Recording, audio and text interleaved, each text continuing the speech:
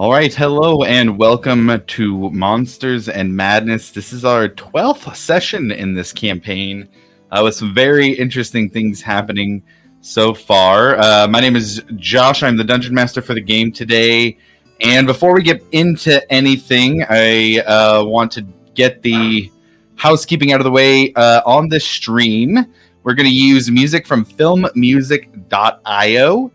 And the details for each of the songs can be found beneath the stream in the panels. Just scroll down and you can find information for all of the songs that we might use. You can find licensing information, gives you the links to the website. Highly recommend. They've got fantastic music on there. filmmusic.io. And before we get into the recap for the day, want to open it up for players to see if you want to start the session with inspiration in exchange for some lore about your character.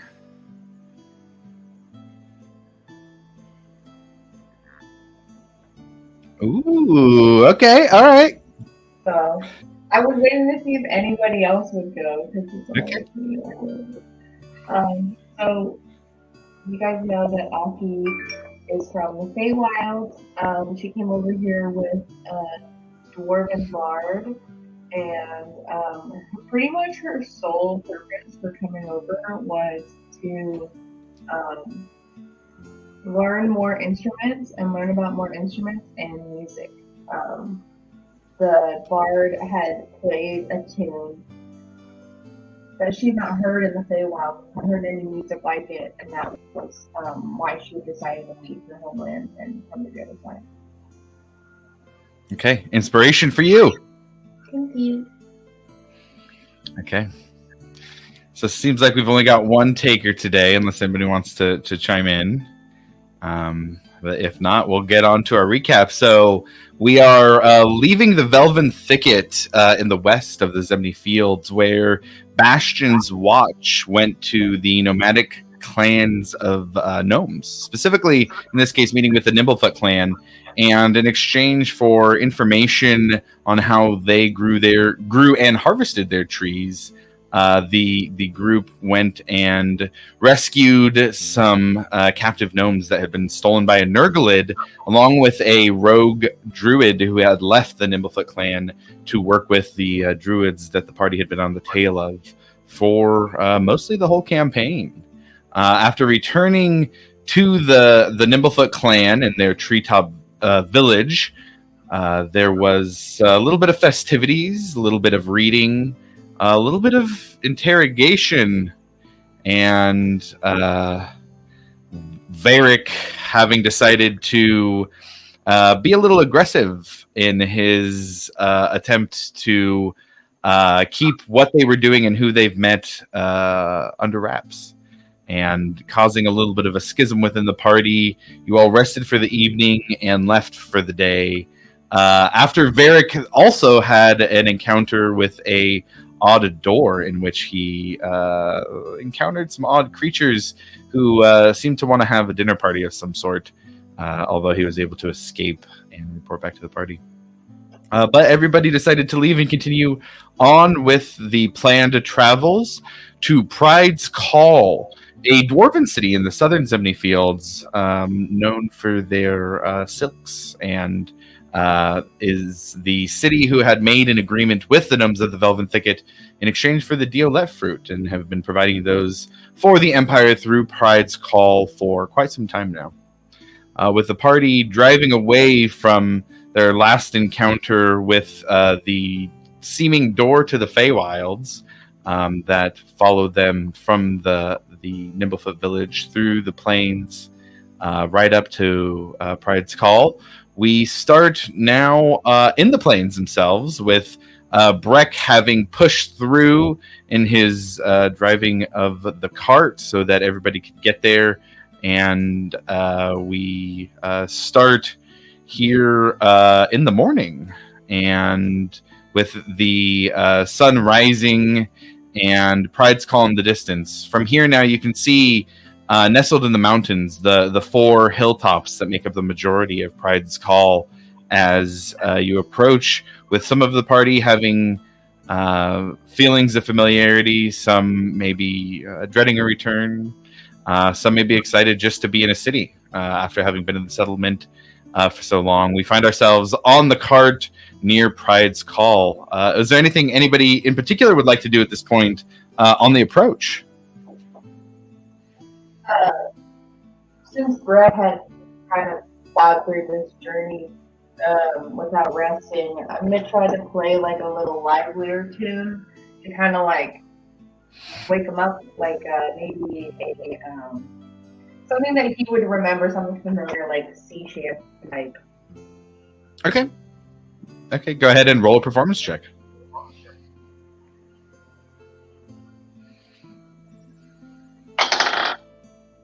23. 23, very nice.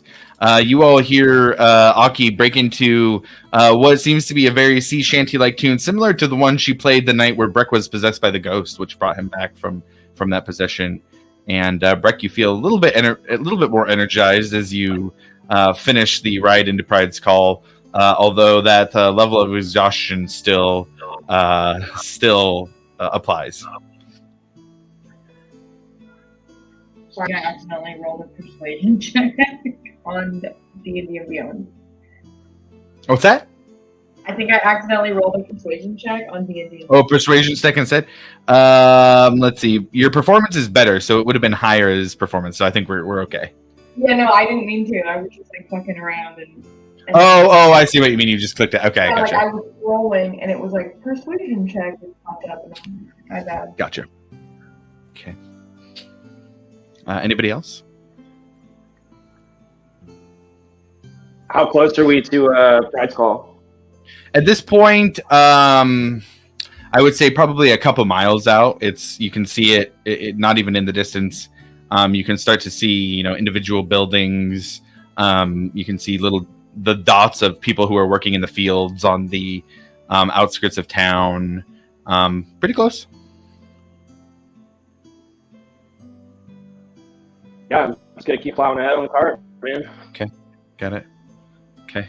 I do want to ask the party, what's the general mood on the cart this morning? How's everybody feeling?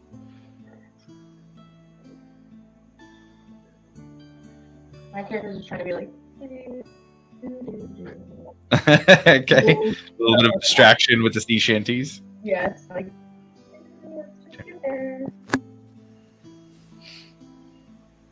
Excited to see the mother. Get back to some old stomping grounds and familiar sights. Maybe ease some tensions. Sure.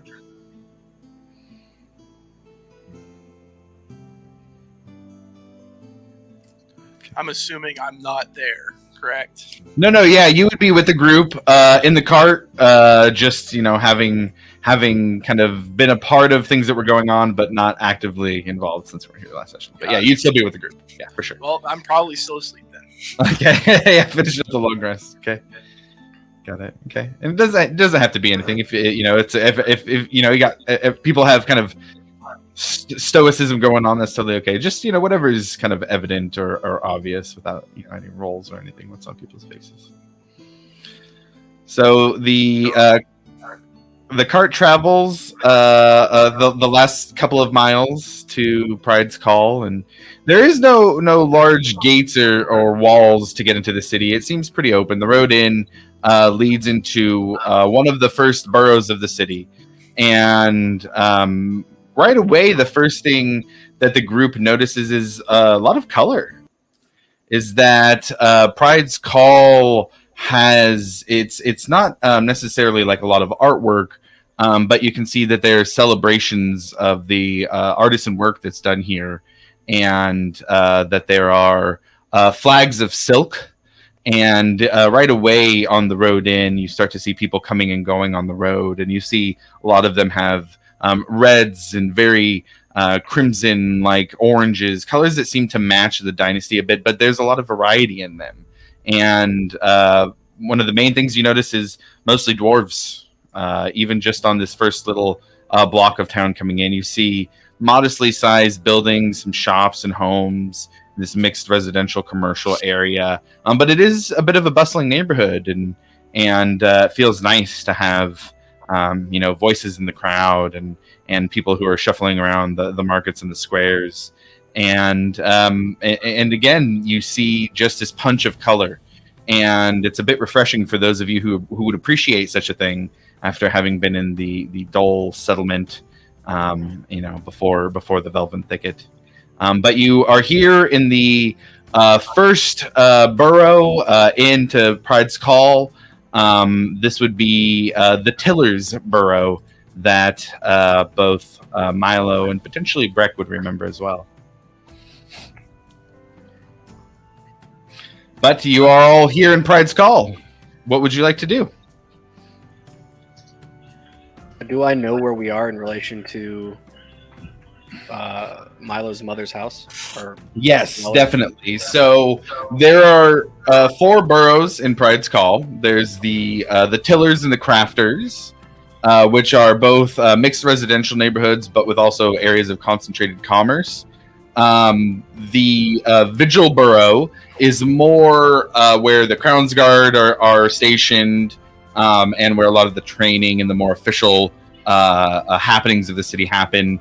But there is also the Moot Borough, and that is marked by a circular road. And this is where some of the wealthier houses in town are located. You would know that the Hawkins estate is on the Moot Borough. You'd have to go through the Crafters Borough to get there, but you would know exactly where it is in relation to where you are now. I'm going to go ahead and just relay that information to Breck. If that's where you want to do park the cart, maybe You want me to take the cart straight there? Might as well. It's a nice little place we can get acquainted and stage up, and then attack the town as we see fit. We have somewhere to stable of horses. What was that? We have somewhere that we can stable the horses at. So we take it to his mom. Oh, okay. Just to clarify, there's the 4 boroughs of Pride's Call? Correct. There are 4 boroughs: the Tillers and the Crafters. They have various differences between them, but are mostly mixed residential, with some areas of commerce as well. The other 2, Are 2 different. yeah, the Tillers Borough and the Crafters Borough. Yeah, they're each a separate one. And then there's the Moot Borough and the Vigil Borough. Okay.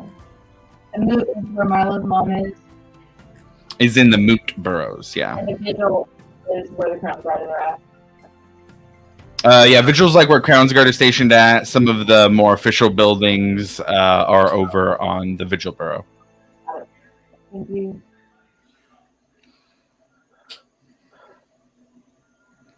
So yeah, I'm just gonna kind of call Milo, like, hey, why don't you get up here, kid?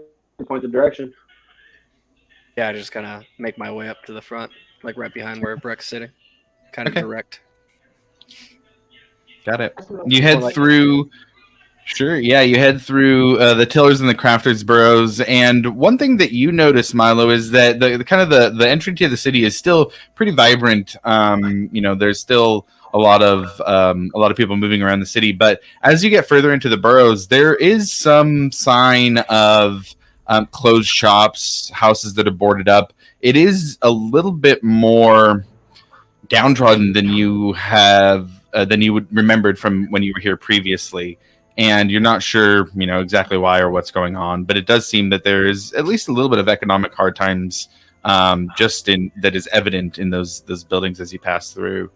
But once you get through those 2 boroughs, you start to move into this neighborhood where it is very large properties. There are kind of gardens and large yards and houses that are covered by walls and have wrought iron fences and gates.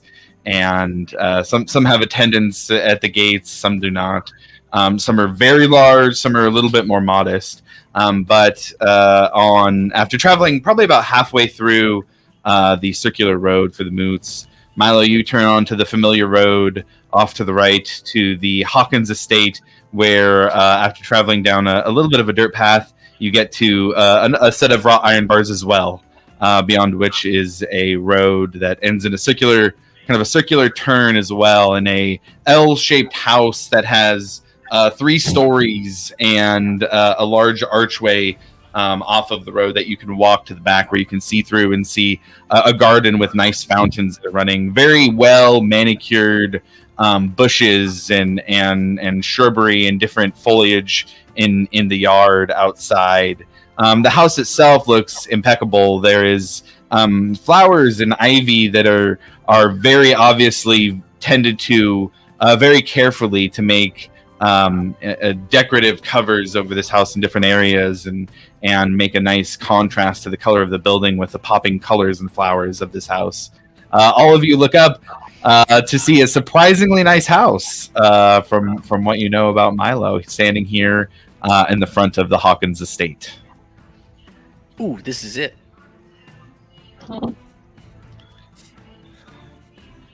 There's Like- no lock on the gate. Yeah, you're able to just push I it clap open. clap my hands on Brick's shoulders as he's like driving up to it and be like, with excitement, just like, and then I jump off and run to the gate before the cart even comes to a stop. You do and push it open, and you are free to do what you would like here. Yeah, I'm just gonna run up to the front door and Okay. give it a couple. Big dark oak wooden doors with the Hawkins crest carved into the front, with ornate handles and a large knocker in the center, in the shape of a leaf. Large knockers.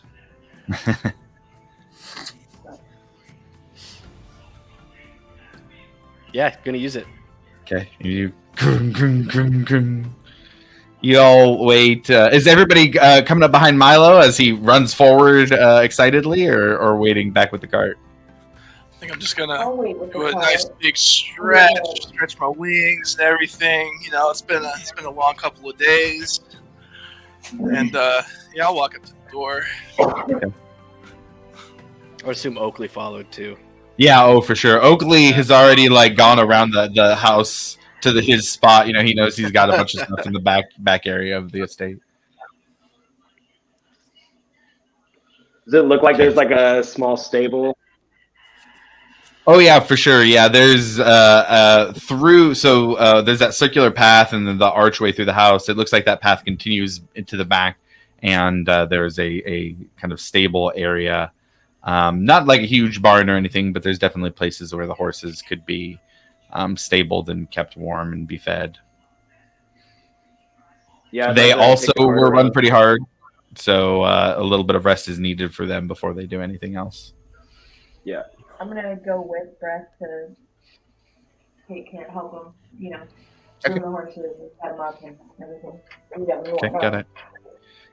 I would say at this point, Alivor, still with the group, kind of says, "Well, this looks like a fun time, but I'm gonna go find one of the bars, and I'll see you all later." And heads off with a determined look on his face.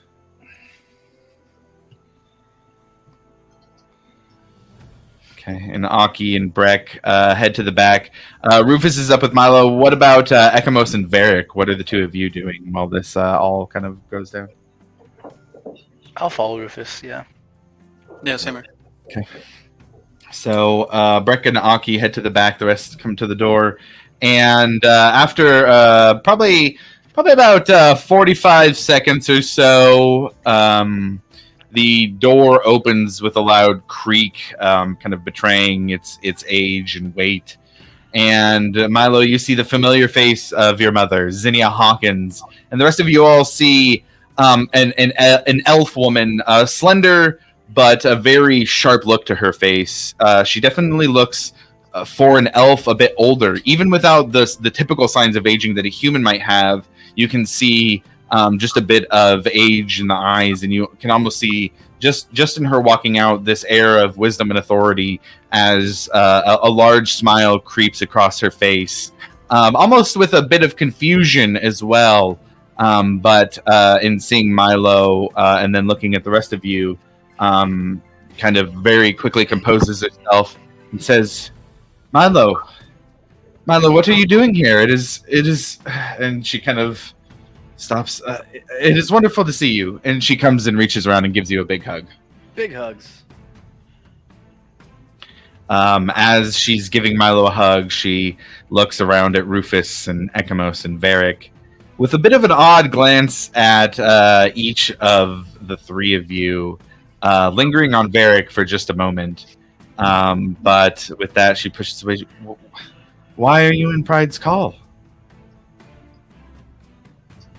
We were somewhat close by and figured we'd come by and see you since we have some interesting things to talk about. She has a worried look on her face. Is everything okay?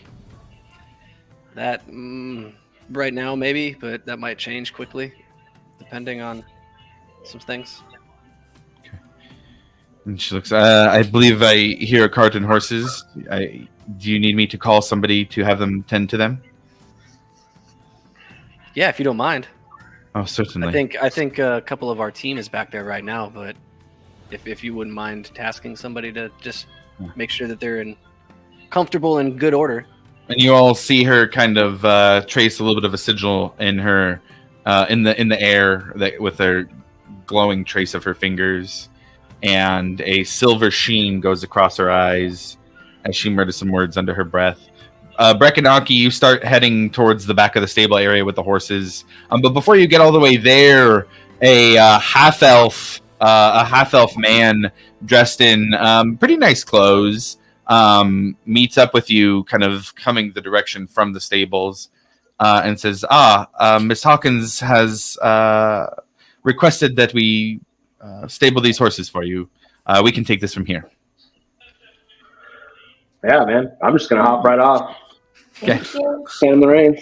Make sure they get their treats. They rode hard. Yes, we have a very wide selection of foods that they can have. We'll make sure they find something that they appreciate. Thank you. And as she finishes casting the spell, she waves to the four of you there in the door. Come in, please.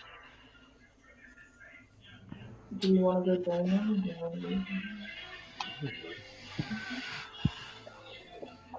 Breckenaki, you guys come back out front. Do you head to the door also? Yeah.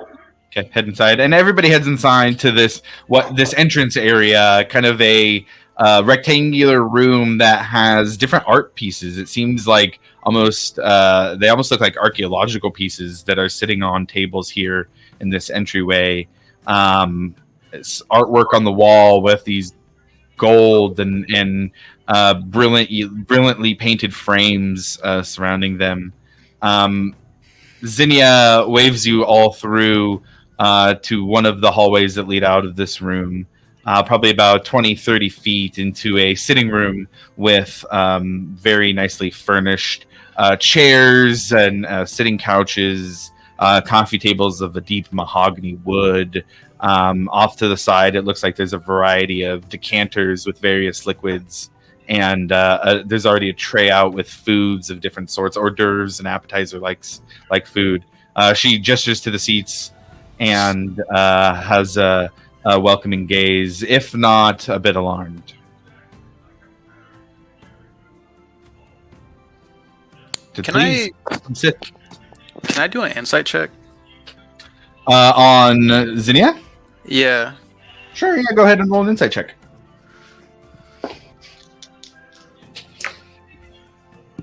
Let's see, 18. 18. What you notice is two things in particular. One, she seems very nervous, and it's hid very well behind a stoic exterior, a very well practiced exterior, but she does seem nervous with the group's arrival. She does also seem to be throwing quick glances your way, and you're not sure why. I would say with an 18, it also seems like she's got what's the best way to put this? Her mind seems to be racing in a few different ways. Almost like she's trying to figure out how to handle a situation. Yeah, exactly. She was just presented with the situation, and she's very quickly trying to assess and figure out how to deal with it. I grab a handful of hors d'oeuvres. It's good stuff. We're talking like stuff. yeah. bacon wrapped figs and crackers and like a goat cheese with like a jelly.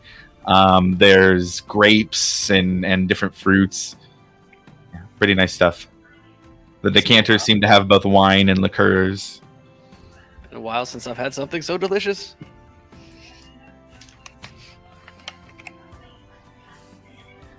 As Zinnia kind of looks around the group a bit expectantly, please sit. I'd love to hear about Milo's friends, as she gestures to the group, and what you've all been up to in this new settlement that you've been a part of. Yeah, I mean, I'd definitely take a seat and just start talking about all the things we've done with almost zero filter. Okay. I'm gonna remain standing and then grab one order. Just one. Yeah, I think I'd be standing as well. Okay, got it. So most everybody's still standing. No, I'll take a seat. Yeah, I was gonna Okay. take a seat after I grab help myself get a cup of coffee and maybe Okay. thank her for the hospitality and comment on what a beautiful room. So of course, any friend of Milo is a friend of mine.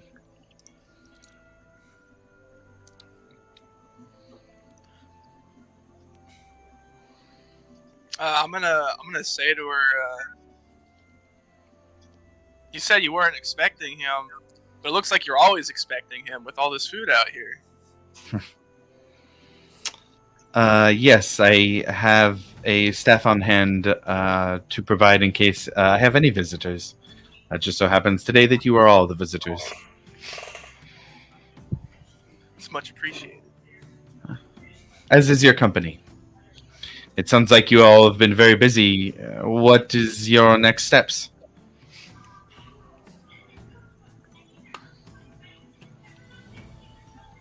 I think we're gonna try and bump the Red Wheels out. I just shrug at her like. That is no small task to oust a family that is on the Amber Council. What precautions have you taken? Almost none. We just got out of the thicket trying to, well, we made a deal. We were successful in making a deal with the gnomes there to try and nurture some tree groves to get some resources in order to even make an attempt to push them.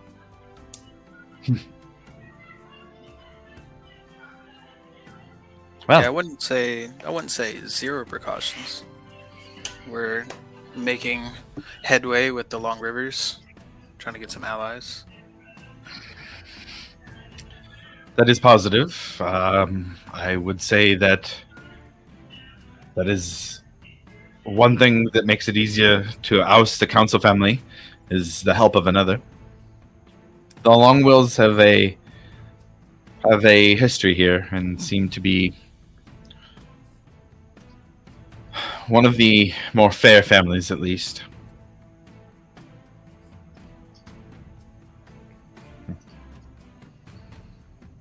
Tell me, what have you done to investigate matters with the Myriad, since they seem to be involved?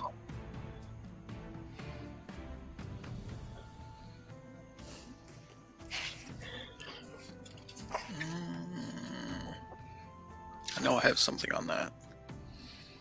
She goes, and she kind of looks around the group, and since Milo was speaking without a filter, she says, the arrangements that we had made previously have been seen to, and the asset is on his way with a group of trusted allies.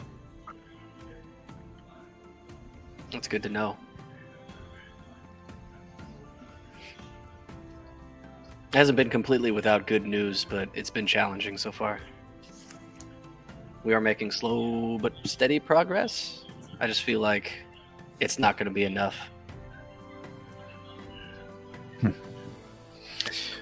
What is... You all seem to be a very eclectic group. I wonder what brought you all to fight for the Dwendalian Empire? I wouldn't say we're.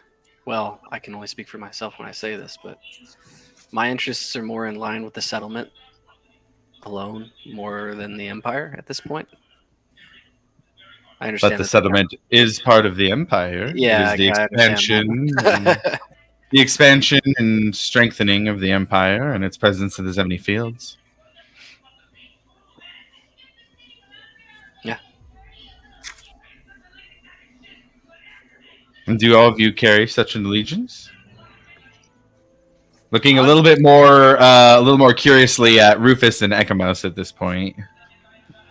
I'm honestly just here with Ekamos. I'm trying to get as much knowledge as I can throughout these lands, and you know, I'm just here traveling. I heard about the settlement. We heard about the settlement. We're hoping we can settle things down over there. If I don't know about siding with any empire per se, but maybe we can work something out.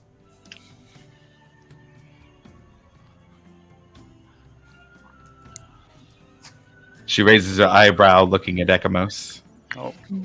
Hello.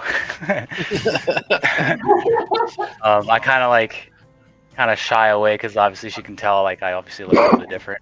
But yeah, like what Rufus said, I was venturing and came across Rufus and helped him out, and kind of just nomads at this point. And we got picked up by some gnomes and met these guys, and kind of just tagging along and helping them out and trying to build alliances. And like Rufus said, we're not necessarily trying to side with anybody as far as like big empire stuff, but you know, we're just doing what we can to get by. Understandable. It's all we can do in this world, I suppose. Absolutely. And she looks at Breck. A mixed company for a dwarf to be joining. What do you say about who you serve? He just like is kind of staring at the whole situation because he just got done driving a car for like 18 hours. Like bags under his eyes. Exhausted. He says, I lost my brother in service to the Empire. A dear sacrifice. I continue to serve them to this day. They asked me to go to the settlement, so I'm there. A noble cause. And she walks over to Aki and has like a bit of a smile on her face. And she kind of looks at your outfit up and down and takes your hand in hers and says, "It has been so long since I have seen an Eladrin of the Feywilds. It is a blessing to see one of your kind here in Pride's Call." Thank her,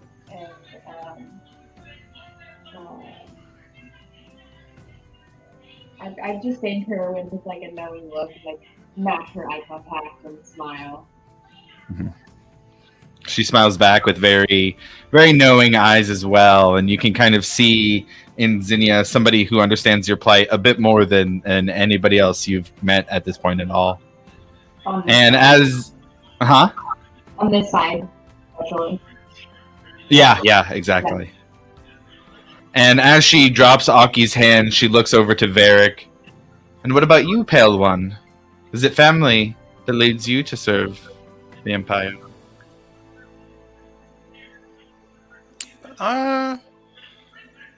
Yes and no. I guess family's a part of it, but I'm also here for the Chantry. That's why I came to the settlement. You are not one of the Grove, then? Haven't been for some time.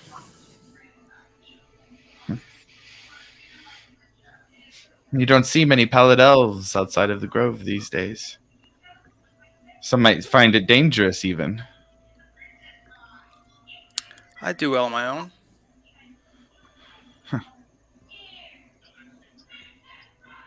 Just on your own. What, as far as Pallid Elves, or?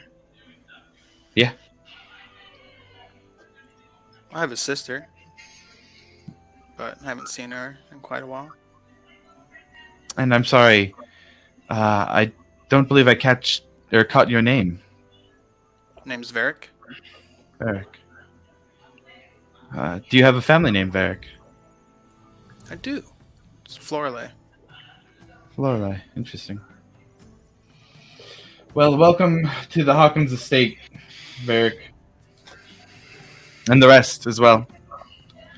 While you are here in Pride's Call, you are welcome to stay. I will make sure that rooms are made for all of you. We'll make sure your horses are stabled and fed, and given exercise as needed. It'd be nice to have you as long as I can. And she looks at Milo, as selfish as that may be.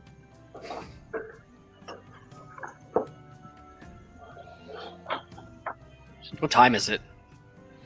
Still, like, probably mid-morning at this point. Didn't take too long to get through the city. Yeah, we're pretty early still.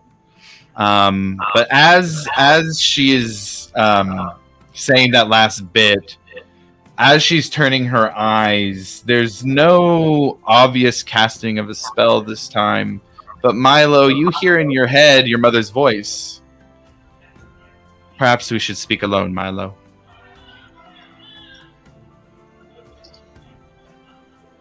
And looks to the rest. Yeah. Well, if that is all, then I will be off for now. I have a few things to attend to, but if you would all like, I'd love to have an evening's dinner at the Big Bone Cookery. Favorite place of Milo and mine when he was a child growing up in Pride's Call. I look at Breck and I'd be like, "Is that the place I was talking about?" Get some Spann Perkin. Sounds wonderful. What time should we arrange to all meet there? Early. Well, some of you look like you need some rest. Perhaps at sundown we head to the cookery.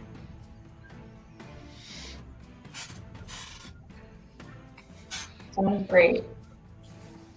Well then, I must be off for now. She gives a nod and heads out of the room. Milo, you recognize that she's probably heading off to her room. Yeah. It was after she leaves, like a nice couple, 30 seconds, I stand, kind of dust myself off and follow. Okay. You all see Milo head off as the rest of you are here in this kind of sitting room area. Before we get to Milo and Zinnia, what is everybody doing here at this point? I'm gonna get up and look at some of the food and start trying some of the food and being Brad, you should try this. And bringing him over a little bit for things that are good. And it's good stuff. It is just delectable. It somehow seems freshly prepared, even though it looks like it may have been sitting here before. Just savory flavors mixed with sweet. You can tell that there may be a professional chef of some sort who is on staff here at Hawkins Estate. Is there somebody who's going to show us to our rooms, or am I just supposed to kind of wander around? Nobody said anything so far. Yeah, she just said that she would have somebody set up rooms for everybody. Our rooms might not be ready yet. Say we How many trays of food would you say there are? I would say specifically, if you're going to ask specifics, there's 3 trays of food, and there's 4 decanters. 2 of the decanters look like they're filled with wine. 1 looks like a clear liquor of some sort, and a 4th of a dark liquor of some sort. You're not sure. So I'm gonna go ahead and I'm just gonna grab one of the trays Okay. and go wander off looking for a library. Okay. Sure. Because it's a big house, so I assume that there would probably be a library in there. For sure. I'll say if you're going to go off and do that, go ahead and roll an investigation check. Oh, Jesus. you can get lost in the trees. Yeah. Oh, that's a 2. A 2, and you wander around and you find 4 bathrooms, and you see where there are some attendants who are setting up some bedrooms. You go up to the 2nd and 3rd floors. Up in the 3rd floor, you see almost like an observatory type room, and you're somehow confused because you feel like you've checked every room of the house, but you don't see any kind of library. And you're like, no, these are some rich fucks. They've got to have some library around here. I'm gonna give up on looking for a library and go into the observatory room. Okay. Yeah, you go in and there's some papers on a table. Looks like some sketches of some sort. There is actually a telescope at the window as well. Off on one of the tables, it looks like there's an astrolabe. There's some odd, almost look like they have. It's almost like a working of a star chart of some sort, but it's spherical and 3-dimensional, and it's got like a handle, a small handle that looks like you crank on it. With some kind of spherical object in the center of it. There's quite a bit of notes and little objects in here. What would be on the notes? Would it be anything of importance, or just kind of like in general notes of where things are? What I would say is what you find in the notes is a lot of following alignment of the stars and tracking the pathways of Ruidus and Katha. There is also some talk of energy that travels innately, like geospatially. And it's mostly just kind of notes on our arcane little arcane anomalies about things that are being noticed mostly in the sky. Okay, is there like a quill and ink or something to write with nearby? Oh, for sure. Yeah, absolutely, 100%. Well, I'm gonna go ahead and eat one of those hors d'oeuvres that are on my tray, set it down, and start using the telescope and attempt to improve on the notes that are currently there. Okay, go ahead and roll a perception check. All Oh right. boy.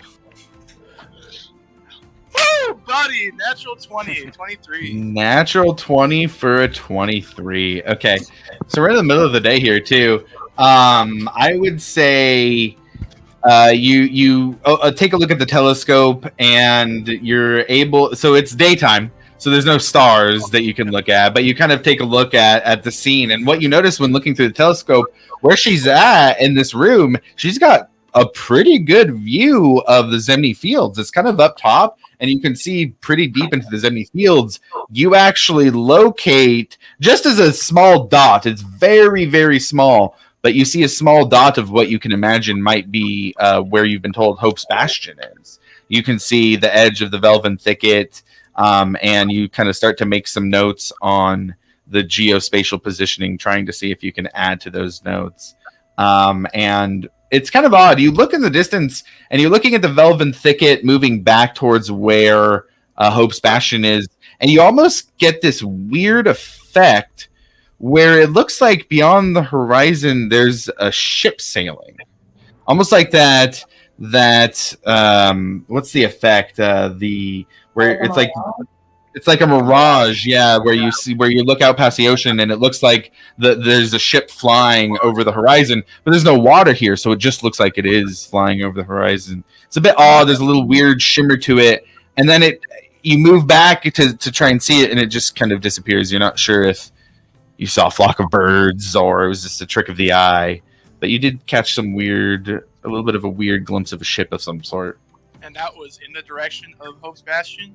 Yeah, kind of in between Hope's Bastion and Velven Thicket, yeah. Okay. Well, I'm going to write that down, and I'm going to keep that note with me.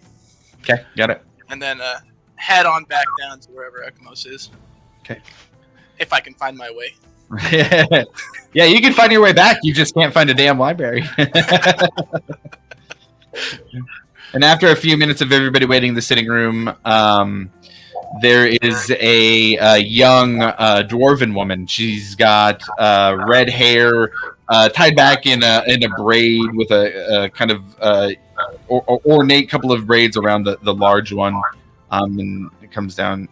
Your rooms are prepared. We've got one for each of you here. And she kind of gestures towards the door. She opens it up, and there's a staircase. Go ahead and follow. She takes all of you to each have a room that is a nice room.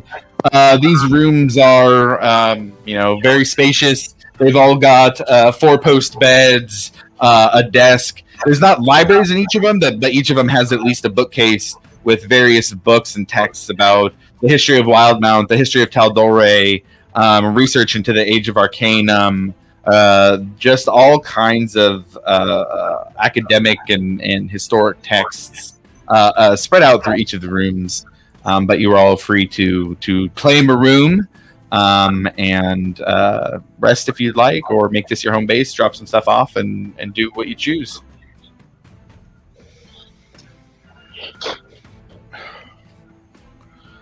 I'm gonna find my room, settle in. I can stay up with Brett for the training because I don't need to Okay. sleep, but I then want to do some meditation. Okay, got it. I want to ask the attendant if they have like a bathhouse. She says, yes, follow the hall. It is the door right at the end.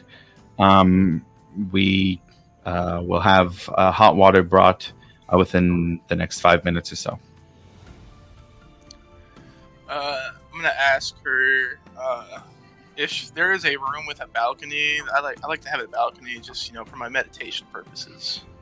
She kind of gestures, and you see that there's a door with a balcony in a lot of them. Yeah, not a huge balcony, mind you, but probably like I'd say like 3 feet by 6 feet for most of them. And I'm just gonna go grab a random room. Okay, so if everybody else is just settling in, Milo, you follow your mom up to what you know is her room, and you see that her door is slightly cracked.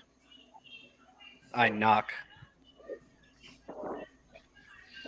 And you hear in your head, "Come in." I do as I'm told. She has, at this point, a less welcoming smile on her face, much more one of concern. And she gestures towards you. This room is bigger than all the others. Milo, you've been in here before. You know this is kind of a master suite. It's got its own, kind of cleaning area. It's got a huge bed, its own library in its own right. Enough bookshelves to be considered a miniature collection, or enough books on the bookshelves to be considered a miniature collection. Some of her more rare pieces are in here. The closet holds a number of fancy gowns, dresses, and robes of different varieties that all remind you of times where she, dressed up in a very regal, very kind of, just kind of a bit of a noble look, although you've never considered her as such. But she gestures towards one of the larger seats by one of the fireplace. It's by a fireplace that is in this room here, as she, welcomes you in. As I'm taking a seat, I kind of vaguely gesture towards the books up on the shelf, and I see you're keeping the first editions close and safe. Some of those are worth more than all of the Pride silk here in Pride's Call. Can't wait to have something on par one day of my own. Hopefully this settlement will prove as good of a place for a library as it does for a hiding spot. Yes, the settlement. That is what I wanted to discuss with you, Milo. What do you know of the movements in the Empire currently? The political happenings. Only what you and it's Silverquill, right? Mhm. Silverquill. Only what you and Silverquill have told me before I left. Maybe a little bit that we picked up along the way, but not much. Milo, I have to ask you, and I wanted to ask you away from your friends. How do you feel about the Empire?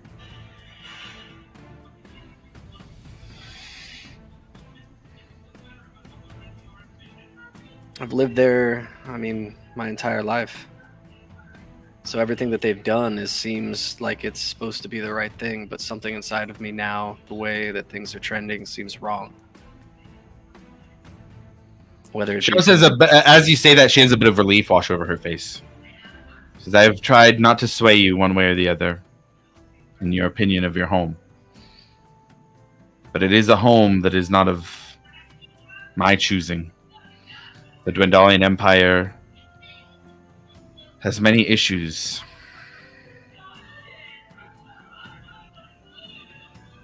You are doing great things, of that I have no doubt, and there will be even greater things.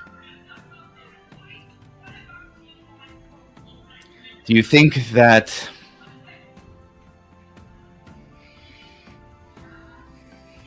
have you heard of the phrase that the enemy of my enemy is my friend? Yes. Read it on many occasions. And if you believe that the Empire may be evil, then those working against the Empire may be potential friends. At the very least, not enemies. That logic sounds pretty good to me so far. You haven't lost me yet. I don't want you to think in any way that I am involved with what is happening in the Zemni Fields. But I have to ask that if you knew that there would be something that may destabilize the Empire, would you allow it to happen? There would have to be a pretty good reason to destabilize the Empire. But if it's for the better,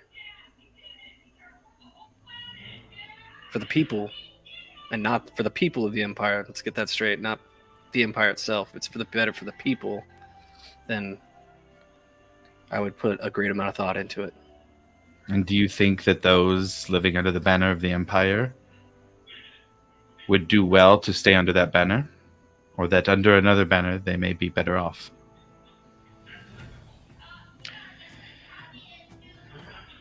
I don't think it would be hard to beat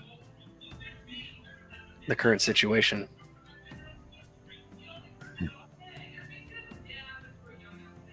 Even just riding into town today, I've seen a lot of different shops and stores that we used to frequent gone. That's just the lightest of it.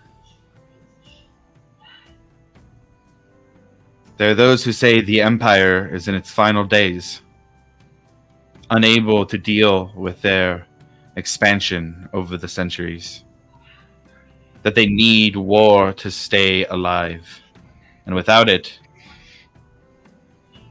they lose their power.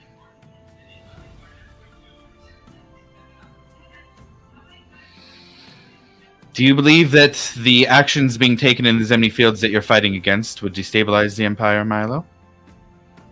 Do I think that our actions would destabilize the Empire? The actions that you're working against. There's something really off about what's been going on in the Zemni Fields. Everything that has to do with the Ring, this shadow group. I think that's their entire plan, is to try and destabilize. Cause something. Then if I were to give you and your party something that needed your attention elsewhere rather than in the Zemni Fields, would you take it? Well, you know me, Mom. You tell me something that needs to be done, and I'll go do it. But I can't speak for the rest of my team. That would be Odd something we times. have to talk to the whole group about. Odd times are upon us, Milo, and I'm afraid that an odd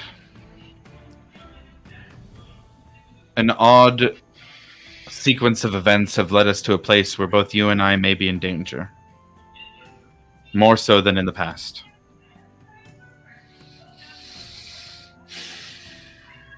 I have to implore you to turn your party and their eyes elsewhere, away from those who are taking action in the Zemni Fields against the Empire. So you don't want us to interfere?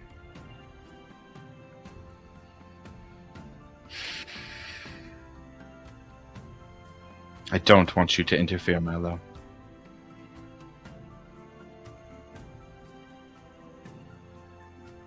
It's going to be hard to convince the group of that. I understand. I understand.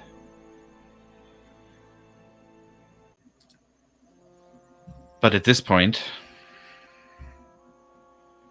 I don't know of any other way to keep you safe. What is this other thing?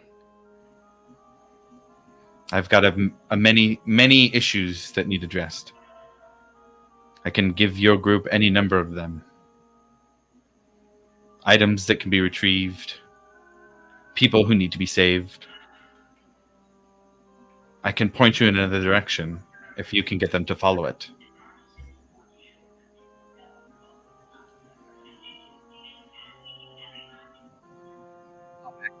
You know I'm not gonna lie. And I highly doubt you're gonna find anything with the weight to deter Bastion's Watch from helping Hope's Bastion. And I don't see how we're supposed to help Hope's Bastion without pissing anybody off in the Empire.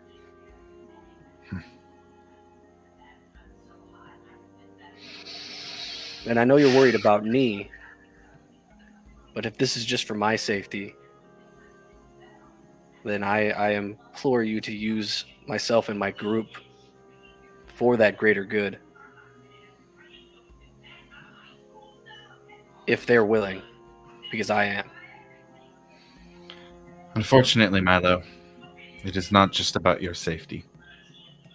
Well, it makes me feel a little bit better and a little bit more scared at the same time. I have many friends, and she looks. I have many friends that I've had for a very long time who would like to see the end of the Empire. Who would like to see the return of our ancestral homes.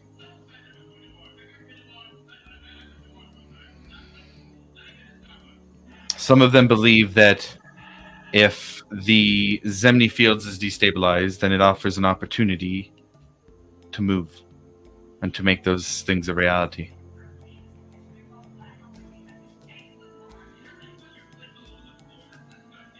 I can't say that I don't like the sound of that. That is exactly the kind of concept that I think would be perfect for Hope's Bastion. I don't think a place like, well, the place that I have in mind to make it would fit under the yoke of the Dwendalian Empire. I would hope that this place would be a place where many people could come, where friends who worship the wrong gods, they wouldn't be considered the wrong gods. I think more relief washes over her face at this point. Well, then for now, it is just something to keep in mind. We've got time together, and she kind of almost like puts back on her like welcoming face, like her entertaining face of guests. We've got much time to think about this, but for now, we've got a day of rest and dinner tonight. Just FYI, Oakley is probably digging through your garden right now. That damn dog. She gets this for the first time, like a playful frown on her face. I'll have to stop him at once. Oh yeah, It's good to- and sorry, before you take off, I have a question about Spellbook. I can communicate with this. Heard of anything like this before? And her eyebrow kind of just goes up. I have. And she looks over to her bookshelf. Let me do a bit of research. See what I can find specifically. And we can discuss it this evening. Okay. If you've got a mind for more research, I got some other things that you might be interested in too. It brightens my day to hear you say that. I believe that may be something from our homelands. Oh.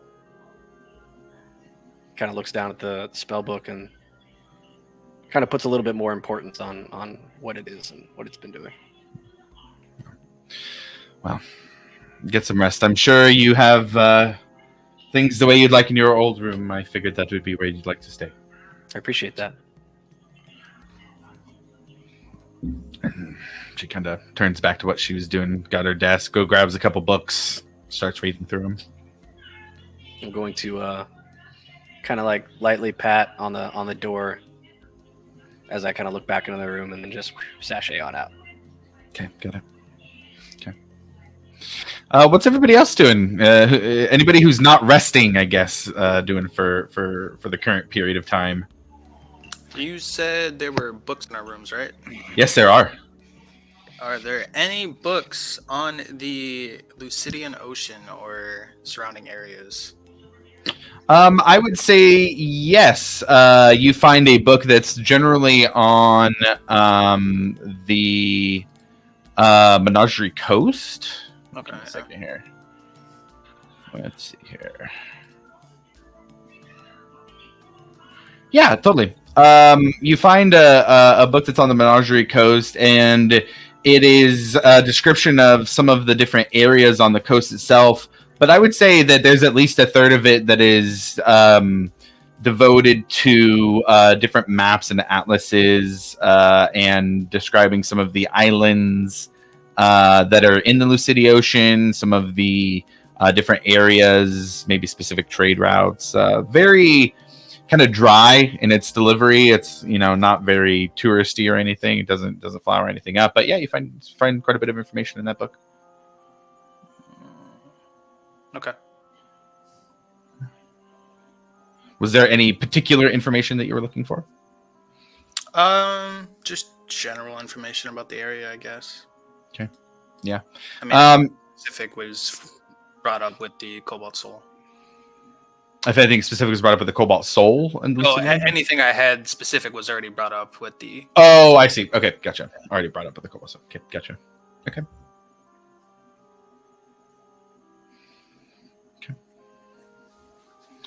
I think Breck was the one who definitely needed to take a rest. I think everybody was able to cycle rests on the wagon.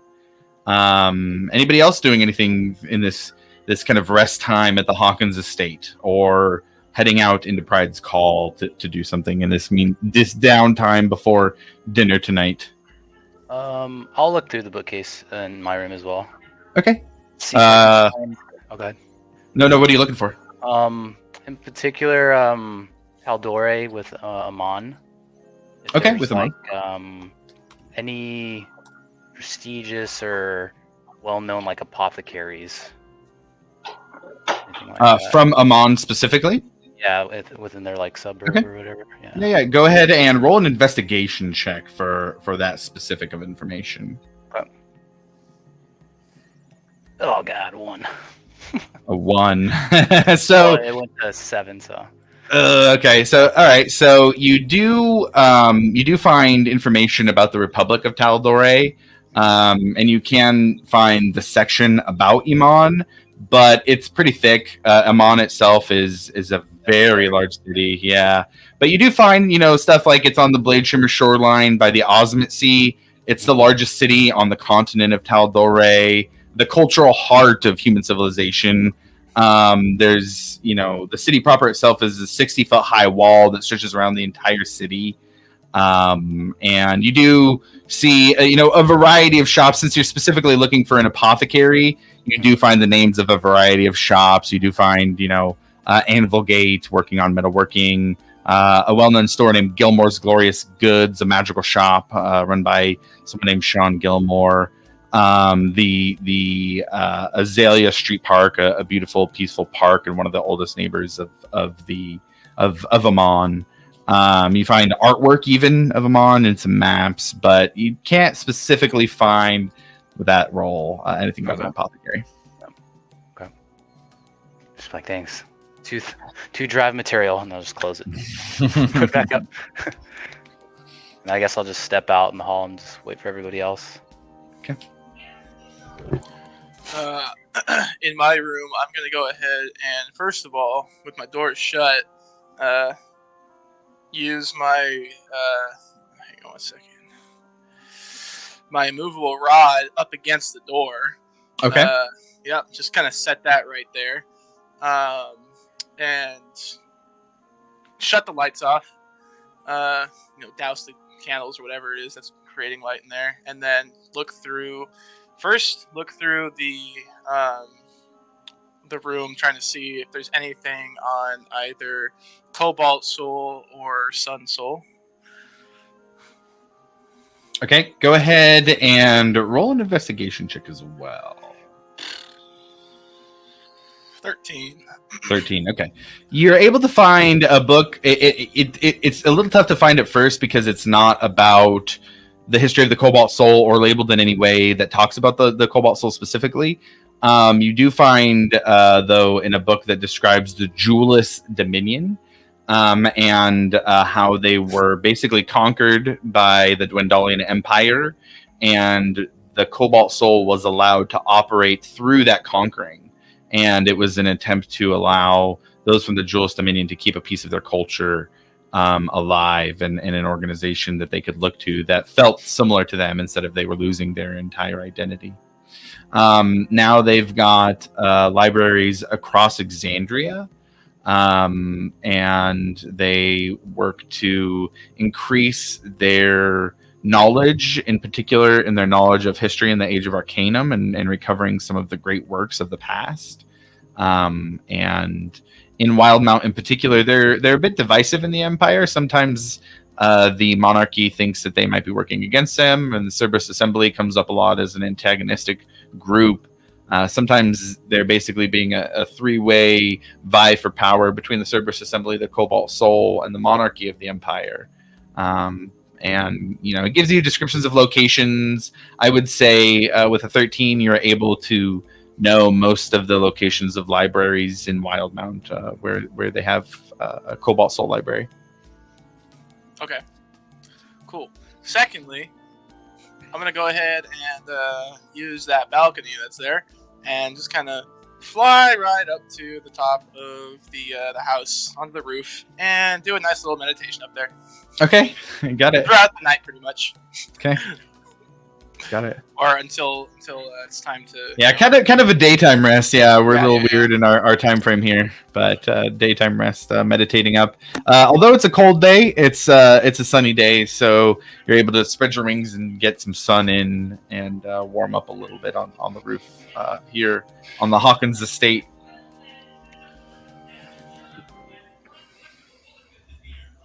If anybody walked out into the room, they see Ekamos just standing there, oddly not breathing or saying anything, just kind of awkwardly standing there. Just in the hall, like, hi. As Milo's like coming back down the hallway, he's kind of looking for Rufus's room, and he sees Ekamos. Do you know which room Rufus is in? I want to say he's probably right there, right across from my room. And then I kind of go over there and I knock on the door. Rufus, you distantly hear a knock. You know that with the open door to the balcony you were at, that's probably in your room, but it's distant.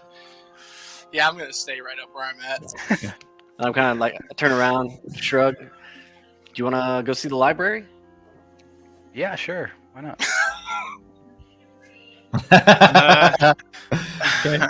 And I make my way towards I know where the library is. So yeah, and Milo leads you to what is a bookcase in the sitting room, where you slide the bookcase to the right, and there's a staircase down into a lower level that has a very nice library. This looks like it has thousands of books on a variety of topics.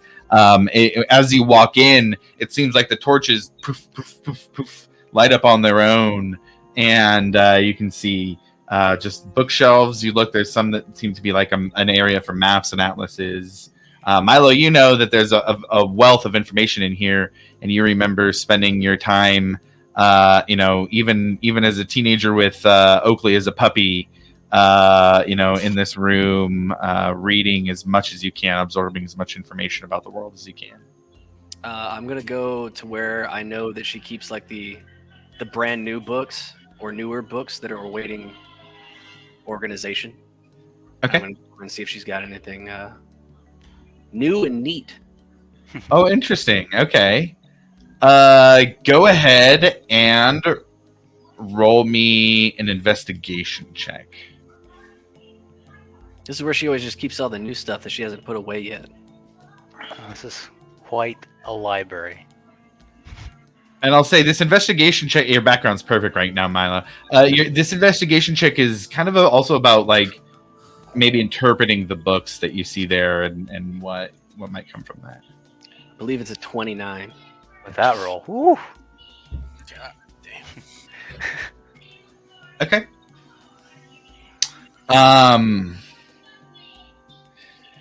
29. Holy hell.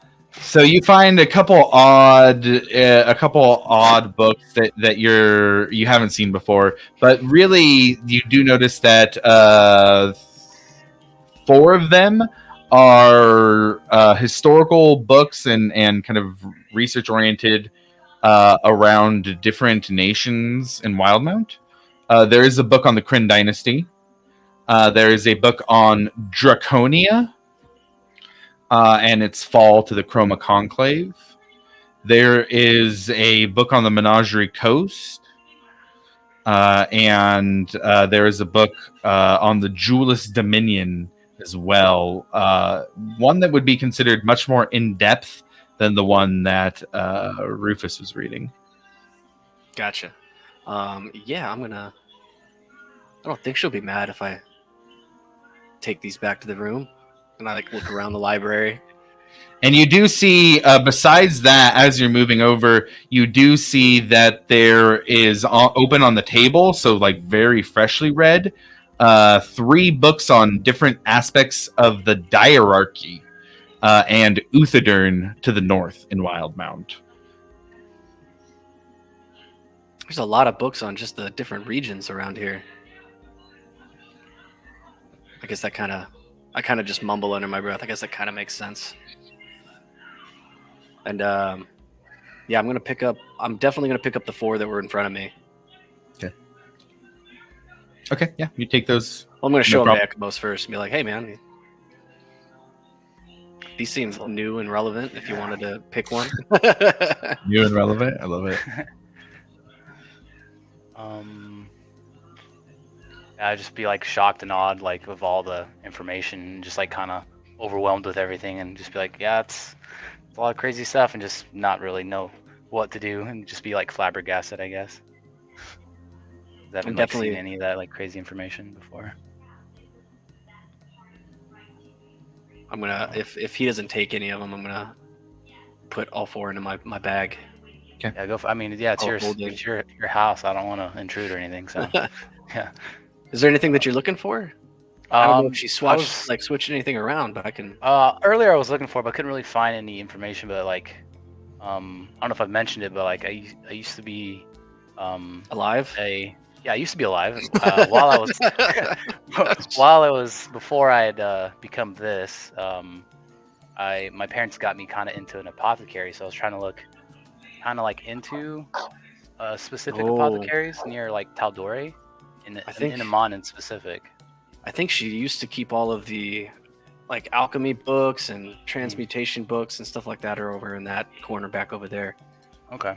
There might be some stuff on some herbs and whatnot too. That's sweet. So yeah, I guess I'll walk over there and see if I can have a better luck in finding some more information. So you go to the area where Milo is pointing, and just with your passive investigation, you are able to find a book entitled "Apothecary Practices on the Continent of Taldore," and you think that might be a pretty good place to start. Yeah. So yeah, I'll go through that and see if I can find any well-known apothecaries, and try to look for, I guess, the main pharmacist, I guess, for each apothecary. You're looking for who's running them. Yeah, that or with my background, I guess, a specific last name of Gorfine. Okay. Yeah. Are you guys reading these books here in the library? I was just about to ask. Do I know if Zinnia's got any? Do I remember if she hates me taking those books out of the library? She hates you taking them out of the house, not out of the library. I think she's not going to have a problem if we take these back to our rooms. I would just suggest not taking them outside the house. I wasn't even going to take it out of here, to be honest. I just need to look up some information. She's a wonderful mother, because she can be a scary lady sometimes. I bet.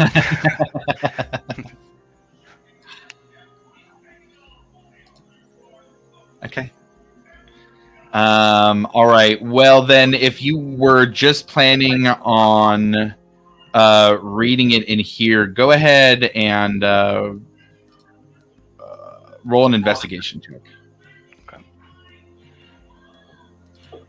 There you go. 24. 24? Very nice. Hell yeah. So what I'd say is, let's see here.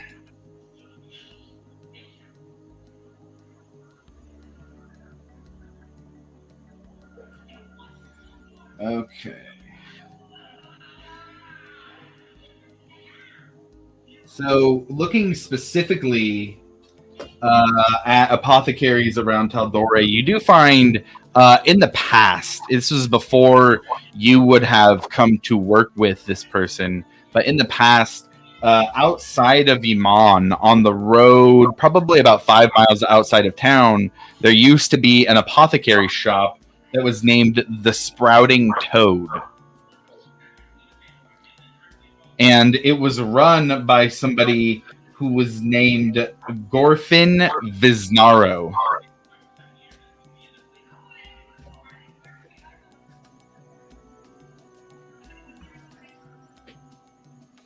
And you pick up that Viznaro is never a name you heard before.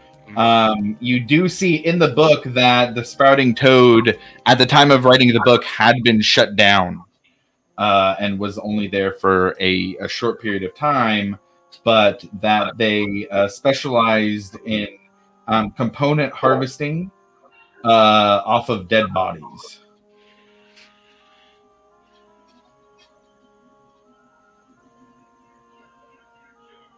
And there is some implication that they may have been run out of town.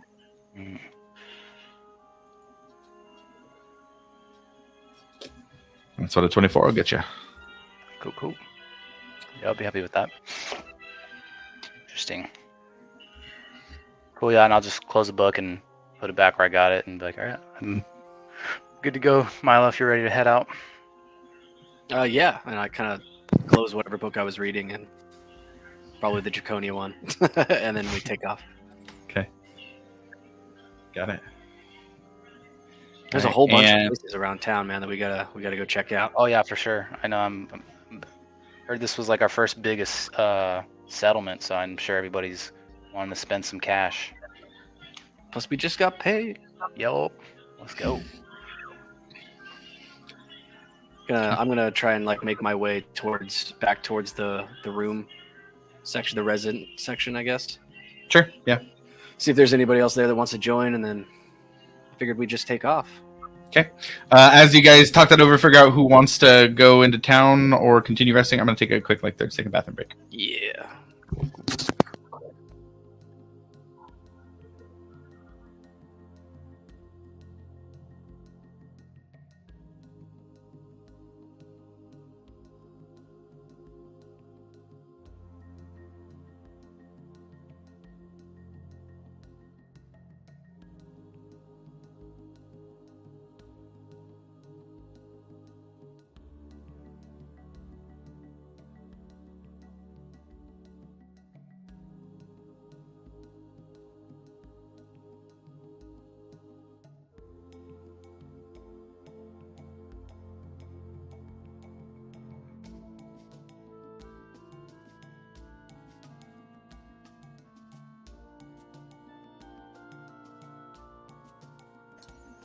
Oh, wow. Everybody went dark.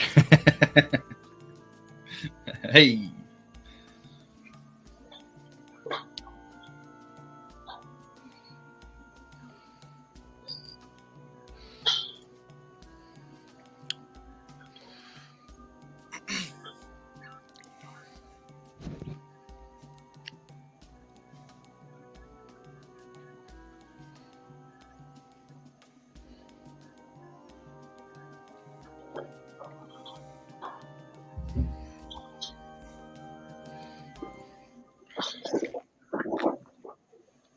Okay, so Milo's figuring out who wants to go shopping. Me.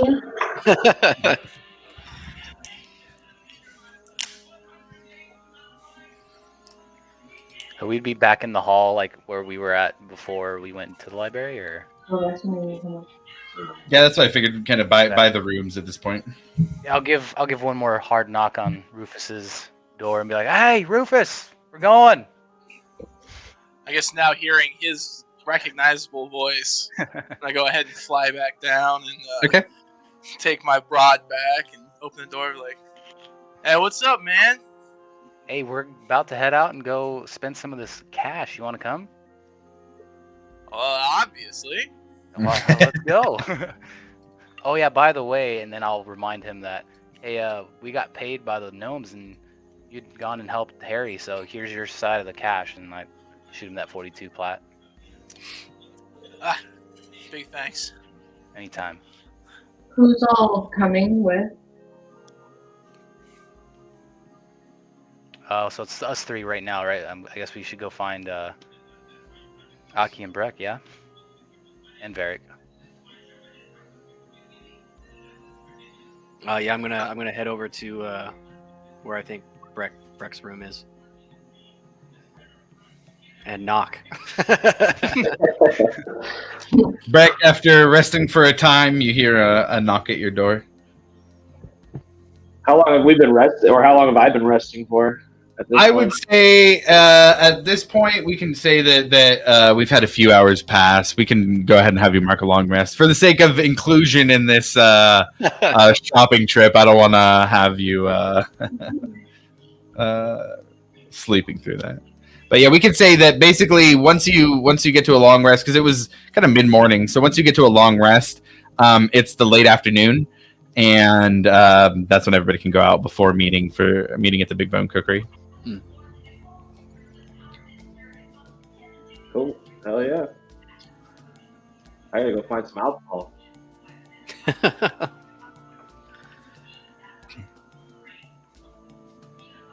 Yeah, gather everybody. Go over to Aki and Varric's room too, and see if they want to go.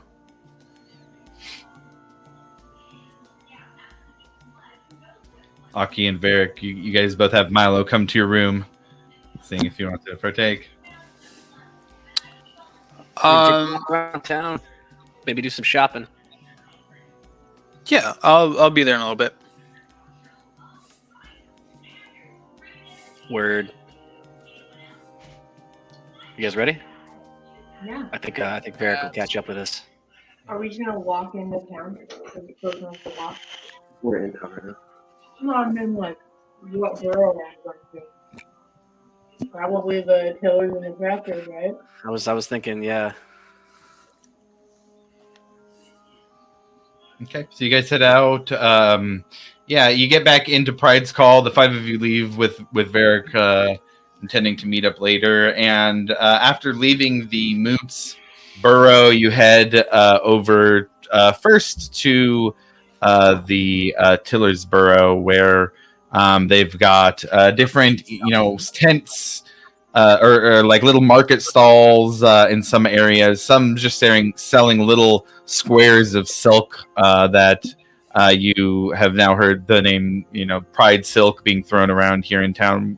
Just walking by Pride Silk, naming the price, which seems to be pretty expensive for a piece of fabric.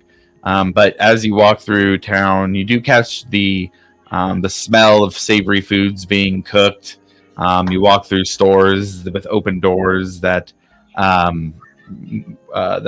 open into a variety of different shops, including tailors and smiths.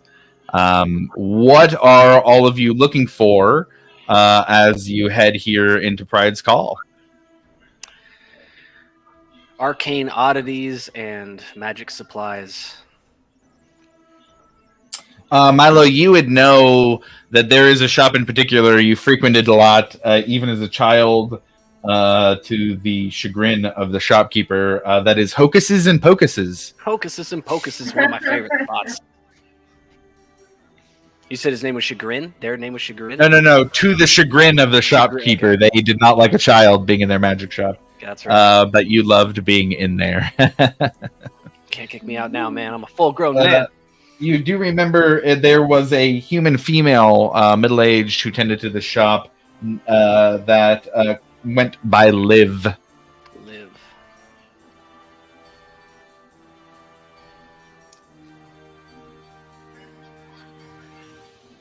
hocuses and pocuses. I would like to find some like herbalism supplies. Okay. In a lot of cases in Pride Skull isn't a huge city. It's certainly not the size of Rexentrum. You, in talking, just in conversing with Milo, you know that there was probably some herbalism supplies at Hocuses and Pocuses. Not just magic items and scrolls or shop, things like that, but herbalism and apothecary supplies as well. Cool. Awesome. That's the Pocuses.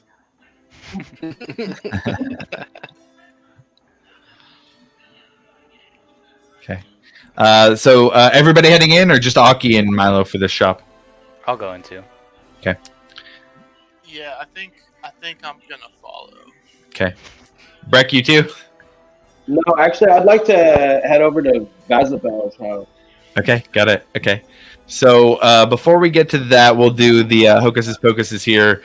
The Breck, as you guys go in, splits off with the group and heads off on his own. But the four of you head in, and you open, and the first thing that hits you, almost literally in the situation when you walk in, is the humidity.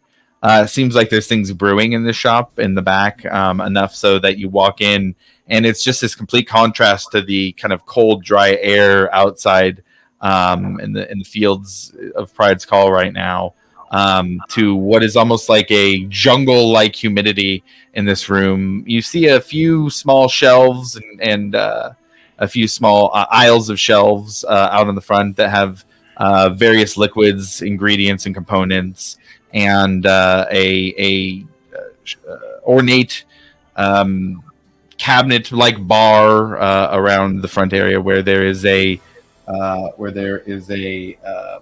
black-haired woman wearing her hair down. She has crimson and green silk robes that she's wearing, and she turns and looks to the group with a smile, like that customer service smile. Turns and looks, and then sees Milo. Oh, it's you. Oh shit, she recognized me.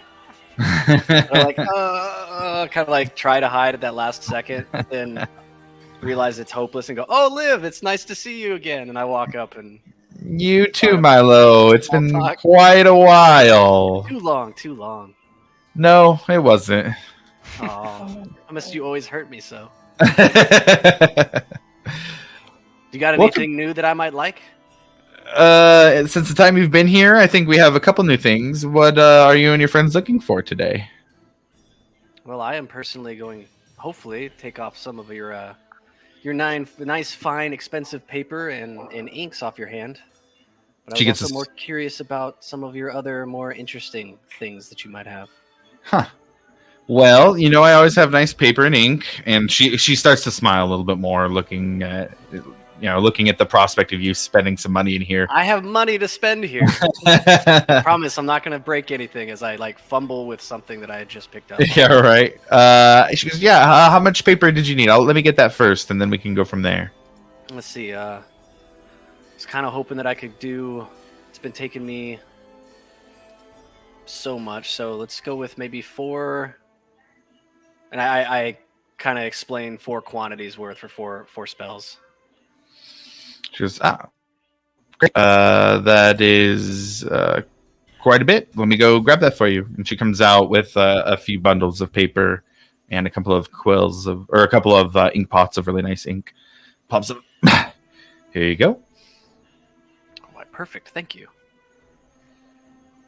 And then about, did you have any other curiosities that stand out? Let's see. Looks through. We have this one here, and she raises a wand and kind of gives a shoot up towards the back of the building, and this bright burst of light, we would notice fireworks, kind of goes off, and the other 3 who were in there kind of hear this loud banging and popping with a huge hodgepodge of lights. She goes, this wand gives off a nice little flare here. Shoots it up to 300 feet away. Oh man! Nice little, nice little show here. I don't have. Reminds me of the fires that they set off during the festivals. Yeah. Is this what Yeah. they used, or did they use something else? Probably a combination of these and actual black powder explosives for some of those. It just depends on where you're at, really. If you're in Rex and Trim, you'll see both. But we do have. Let's see. We also have this one here. This one's good for a laugh, and she waves it at you. Go ahead and roll a charisma saving throw, Milo. All right.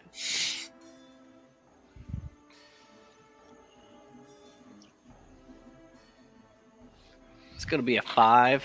5. You all see Milo start to smile uncontrollably. She goes, "Yeah, forces a little bit of happiness. You can always bring smiles to people with this one." Not that I mind, but this hurts my face. She goes, "Oh, just wait; it'll get worse." Oh, good. She goes, "This one's a bit more, well, offensive, I guess. We've been able to keep a bit more of the offensive wands since the end of the war. But she pulls it out, and it's got it's like a metal wand with a blue shard at the end of it. And she says, magic missiles can be cast from this, and won't take up any of your own personal magic." Very cool. Says we have a variety of spell scrolls, as usual, as well as healing potions and your typical components that you may want. Just depends on what you're looking for today. Do you have a list of those spell scrolls that I can just gander through? Well, I don't keep an actual list. Is there a specific one that you were looking for? I'm gonna open my spell book, and because I have a list, so I'm gonna go in there and look into the spells that I've been working on, trying to. Let me go through this my own little research real quick, and I'll try and do. Okay. I apologize. Some of them are pretty old. I just keep them back there. A little ramshackle. I'm still working on hiring somebody, but not as much business to the shop lately. I'm sorry to hear that. Yeah, it is what it It's is. always one of my favorite places to come into. Yeah, Pride Skull's a little bit on the decline lately. And she looks around to the rest of the group. What about the rest of you? Do you have? So I got quite the list too. Nothing too crazy, but by chance have some incense and herbs. We have plenty. Okay, I'll need some of that. Do you have by chance bat fur? Bat fur, that's an interesting one. Not many people ask for bat fur around here. Luckily, some of the geothermal caves of the area are home to many bats. I have one of the largest collections of bat fur in the area. Sweet, so I'll need some of that. So, boom, boom. Do you by chance have a bit of coal on you? Like, not a crazy amount, but at least 10 gold pieces worth. Because I could pull what I have at the fireplace, but I don't believe I have 10 gold pieces worth. One of the smiths might be able to provide that for you. Perfect. I'll get with that. And then lastly, do you by chance have a brass razor, or like it's like kind of like a cauldron looking thing? Oh, certainly. We can provide an ornate brazier if you need. Is there a certain gold requirement that you need to meet in this item? No, not really. Just need it to be consumed in it, really. And then Mhm. Go ahead. No. If you have more, let me know and I can go grab them. A small piece of iron has to be straight, which I'm sure is a smith, actually. Sorry. And then you by chance have a petrified eye of a newt. Petrified Eye of Newt. I do have Eye of Newt. I don't have Petrified Eye of Newt. However, I do know of some petrification spells. Perhaps if I combine one of my potions with it, I might be able to petrify it. If you come back tomorrow, I might be able to petrify them with my stone potion. Yes, everything else besides the iron and the charcoal, I believe I can provide today, though. Give me just a moment, and I'll grab those.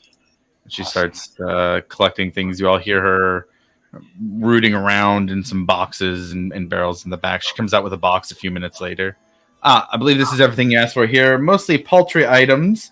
I think 1 gold should cover all of this today. Perfect. I'll slide her 2.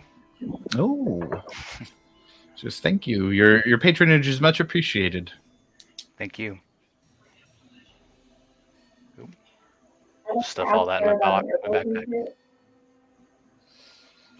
Goes, yes, and just a standard herbalism kit. Yes, we do have those. 25 gold pieces for an herbalism kit, and we have many of the standard ones. We do also have some that have been added a little bit of Diolette fruit extract to them, and so it is an herbalism kit that allows you to make 5 potions into greater healing potions as well. We only charge 45 gold pieces for that.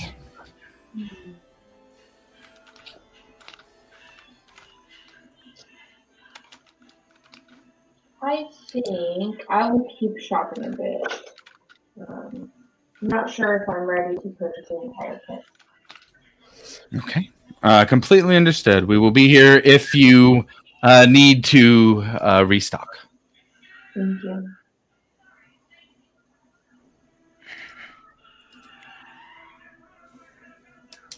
And then I'm gonna ask her if she knows a good vendor for Pride Silk. A good vendor for what? The Pride Silk. Oh, Pride Silk. She goes, well, I think the Silken Worm is some of the one of the nicer places in town to get actual clothing made, or they do offer a good price on the raw silk as well. Okay.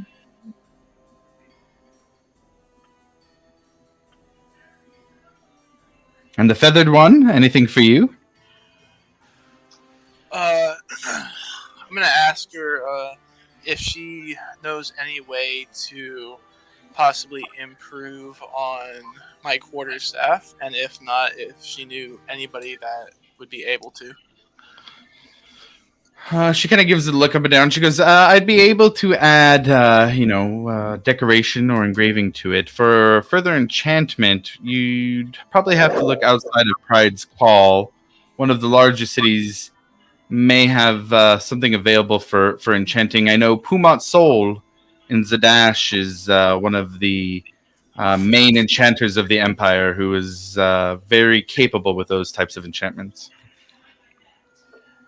Okay. What about potions? What do you have in the way of potions? I've got a variety of potions, all manner of healing potions, if you'd like those, as well as a few odds and ends. Your potions of water breathing, potions of enlarge, or potion of reduce, even one that might turn you into a puddle. What? How much for just like a regular potion of healing? Just a healing potion? Well, for a friend of Milo, and she looks that currently at our going rate, we've got them for 60 gold pieces. Well, I think I might be fine with my dilute fruit for right now. Much appreciated, though. Thank you for the info. Of course, anytime. So for the lot of you, just the paper then today, and the components, of course. I'm also gonna bring my spell book back over and point to a couple of spells. I was wondering if you had anything that would be able to accomplish this. If you can see where I've been having trouble for maybe for floating disc ritual spells. So floating disc. What was my other one that I wanted to look for?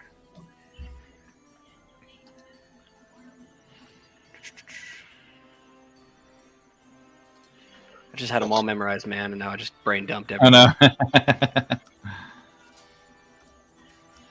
know. Okay, so for floating disc, alarm, or and this one right here could possibly be very useful, which would be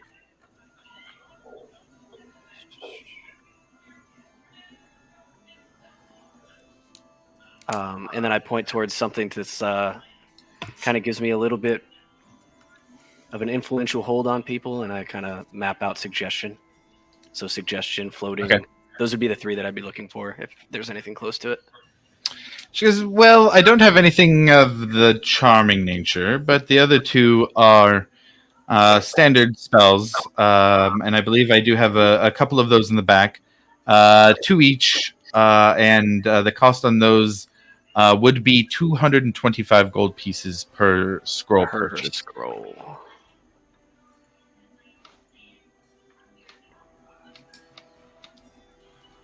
I already owe her 100, right? Whatever, yeah. If it was for For transcribing, yeah. If it was for transcribing, oh, because you have the reduced cost, huh? I believe so. Yeah. However much paper you wanted in gold cost. Yeah. If it's 100 that you want, it's 100. Yes, okay. So I was going in increments of 25, so like one spell slot would be Right. 25. That's what I was. Yeah. That's what I was thinking because you have the reduced cost. And then platinum is 10 gold pieces. Okay. Yeah. 1 platinum, 10 gold pieces. I will. Ooh.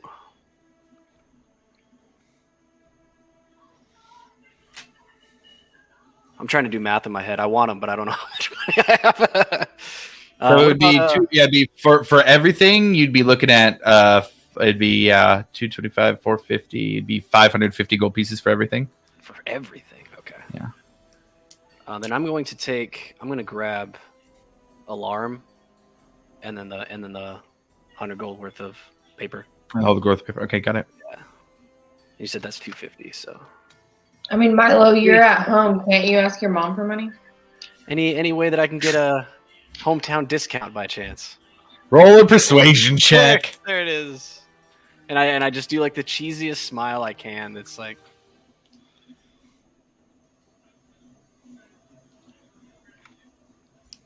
It's a dirty 20. A dirty 20. Yeah. She goes, look, tell me you'll be back for more paper and ink. Oh, I will definitely be back for more paper and ink. All right, hometown discount, 300 gold pieces for the spell scroll and for the paper and ink. You have yourself a deal. She gives a kind of exasperated look. And she looks over at Aki and she goes, I'm sorry, my dear. I was looking at the wrong listing here. The herbalism kits are 7 gold pieces and 25 for the Dialect edition. Oh, that is quite the difference. For 7 pieces, I would like to do an herbalism kit. Absolutely. And she hands it over. Then 7 gold pieces it is. I'm really just more interested in the herbs themselves. Are there any particular herbs or poultices, spices that you're looking for? We've got all manner of components here. Not necessarily, but if there are some that are native to this region that you couldn't quite get out more towards the Zemni fields, I would be interested in that.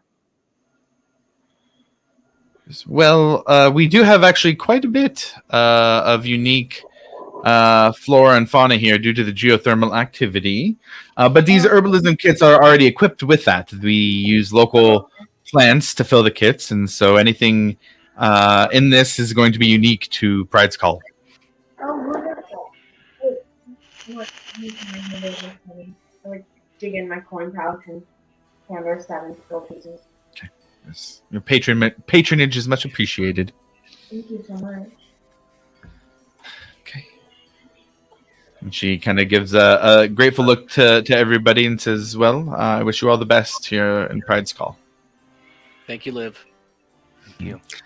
Breck, you had, you know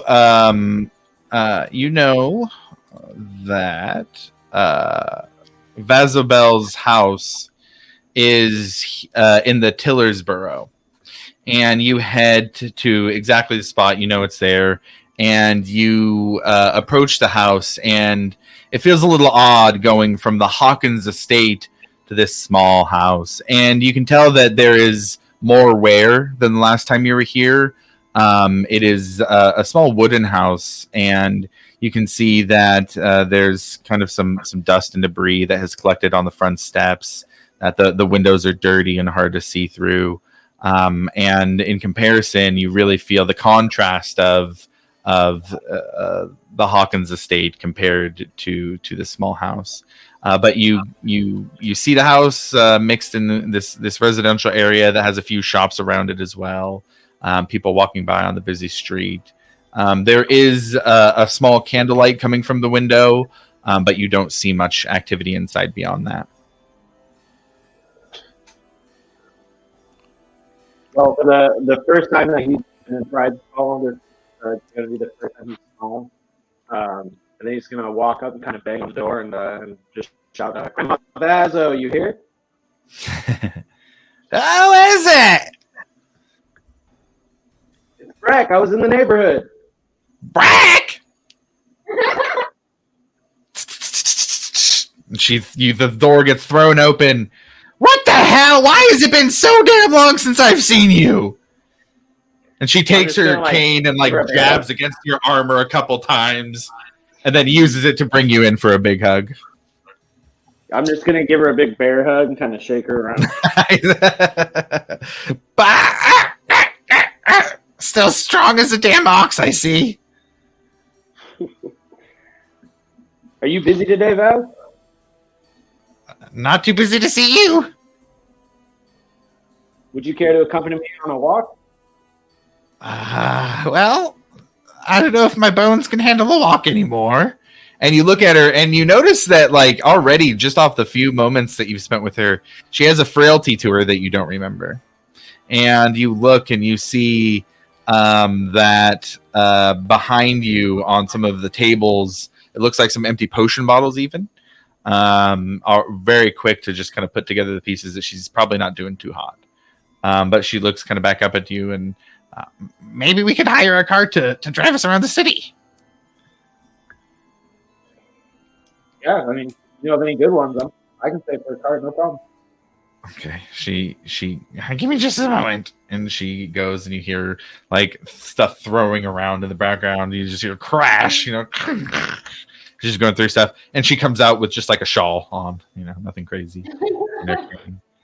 And she walks outside and starts looking around, and you can tell that there's a young dwarf who's probably about 15 feet away, who looks like they're posted there. They seem to be maybe somebody who's there for information or for pointing people in a certain direction. And she goes over, and it looks like he's avoiding her gaze, and she goes over and kind of hits him with the cane a couple times. Hey, you! Go fetch one of those carts to take us around. Go fetch. Hey, go talk to Brezik. Yeah, Brezik, go get Brezik. And he kind of don't come on. And she pulls out a little silver piece and slides it into his hand. And he kind of fine and goes off. Comes back a few minutes later, and it's not like a full cart like you guys brought in, but it is a one cart or a one horse kind of small cart with a couple seats in the back. And she kind of looks at you expectantly, like she's expecting you to hold open the little, there's a little you kind of have to undo the latch and open it up for her to get in. Yeah, I'm gonna open it up and I'll offer her my arm, help her up. Okay, she gets up. It'll be nice to feel the wind on my face again. And you guys get in.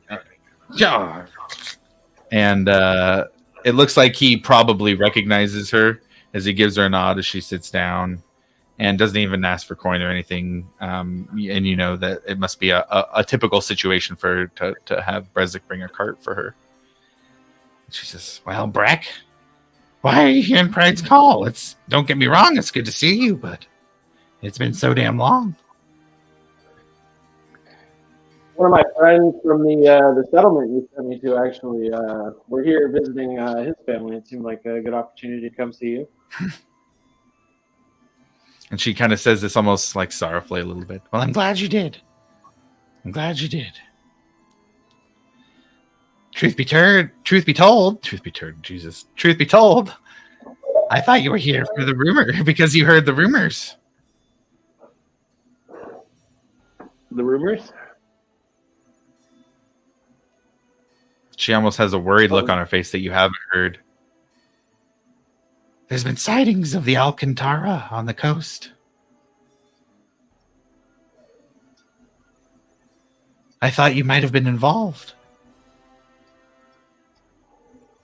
No, I haven't heard those rumors.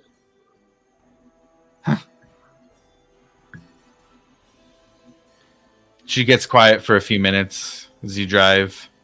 Just kind of let the cart roll through, and you pass through the full Tilla's Burrow. Start to move into the Crafter's Burrow. She sits in silence, waiting to see if you'll say anything.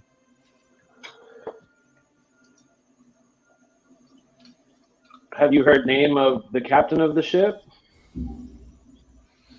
I have not. Is this the boat that Breck is on? Yeah, the Alcantara. The last I had heard was that it had sunk. Where was it sighted last? Port Zune.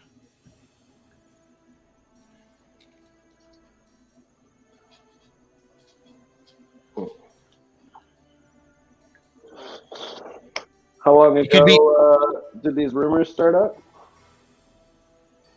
It's been within the last month. Odd timing to see you here after hearing those rumors. I hope, and she kind of looks around before she says this, I hope that she still guides your steps. And she kind of pulls her shawl a little tighter, pulls out a handkerchief and coughs into it a bit more.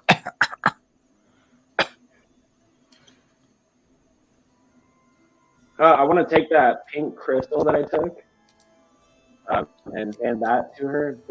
She does.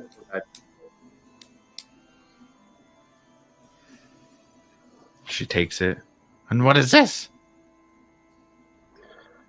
I found this at And she kind of looks around as you say that name out loud. She puts it underneath her shawl in a pocket under her coat. I will make sure it is honored.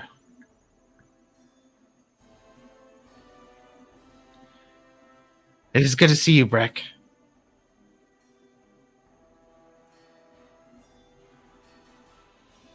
As sad as Is it there is. a graveyard in the city?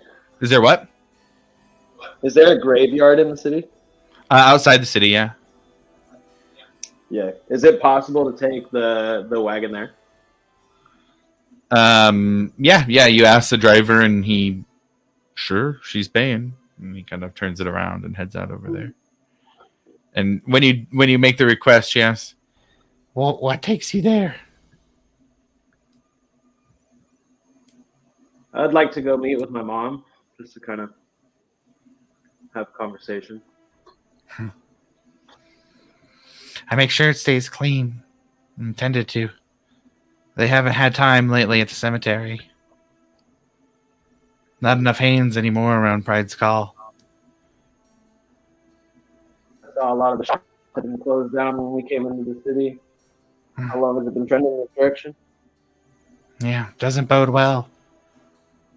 The Myriad's fingers are slipping ever further into our home.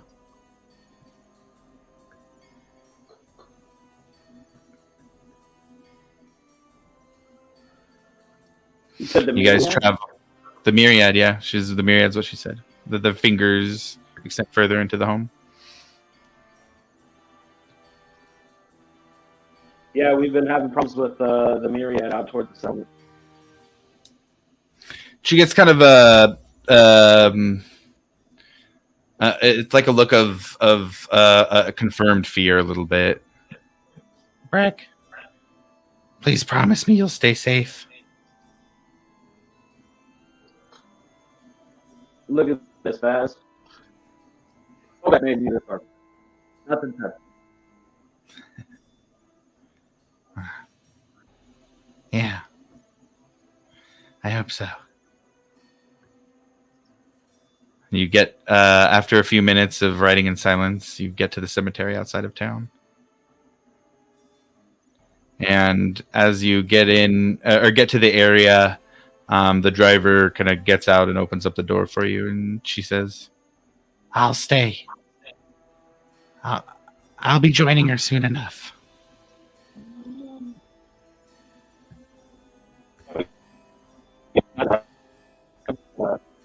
I'll be right back. Go look at the gravestone. And it looks pristine. As pristine as it did when you were a child, when it was new. And you go up, and there's fresh flowers, likely left there by Vaso. And on it says the words that you recognize and could repeat to yourself every night laying down. Broghala Frostcloak died giving life, lived giving it as well. Mother, wife, and daughter, she will be missed.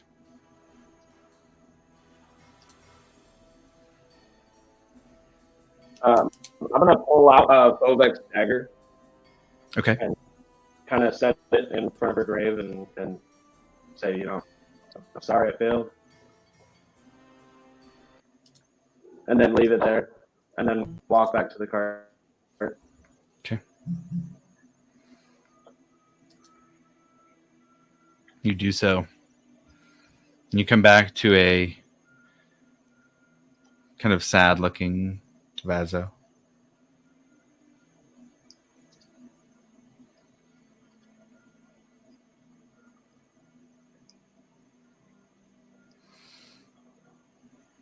I'm gonna smile at Vaz and say, "We're going out to a pretty fancy place tonight. Would you like to go?"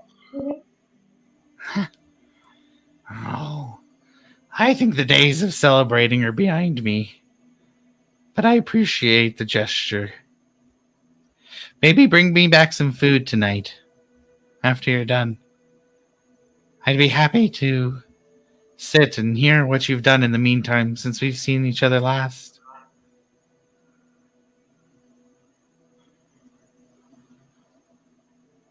Yeah, I'd love to. I actually have a friend I'd love for you to meet. And she gets a huge smile across her face. A friend. Brack, you're going soft.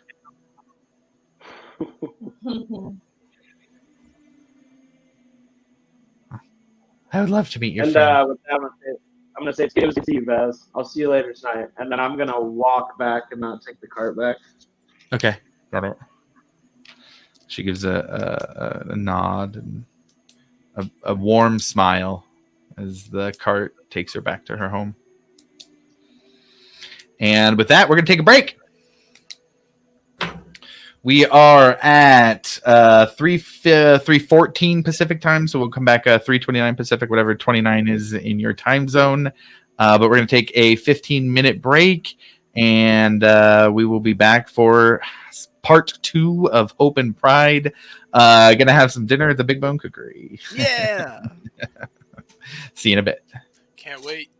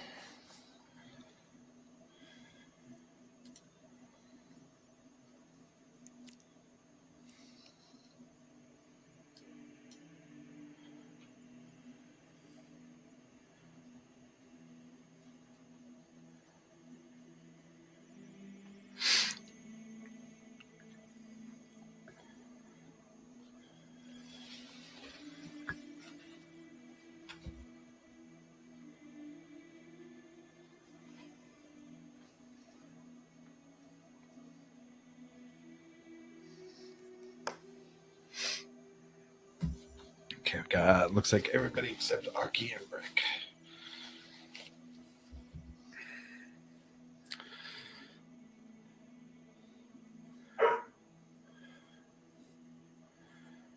Scooby.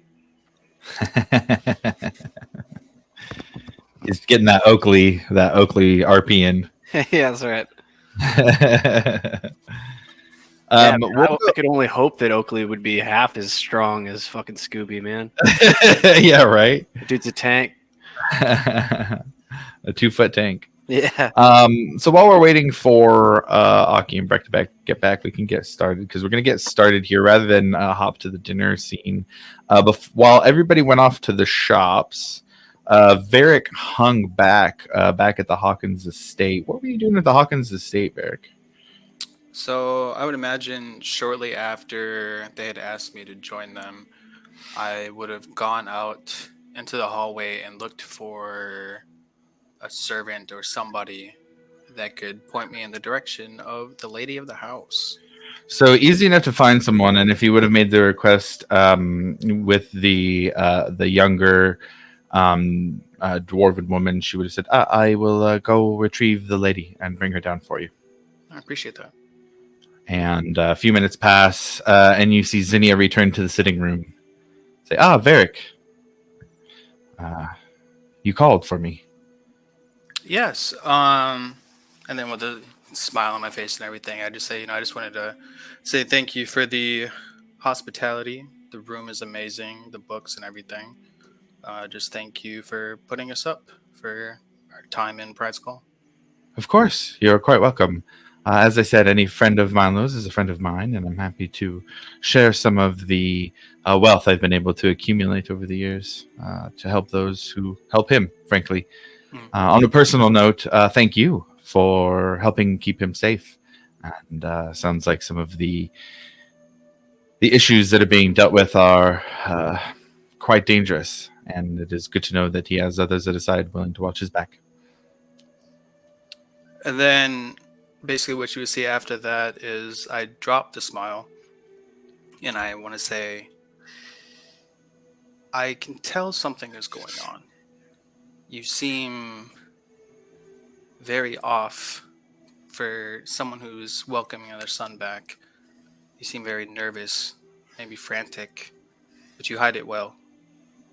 And on top of that, you went around the room and confirmed where everyone's allegiances stood. Something just feels off about the situation to me.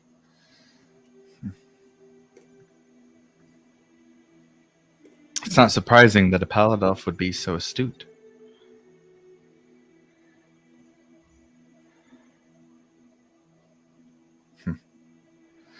And what fears do you have in my questions of allegiance, wanting to know where those who spent time with my son, who they were aligned to, who they were loyal to?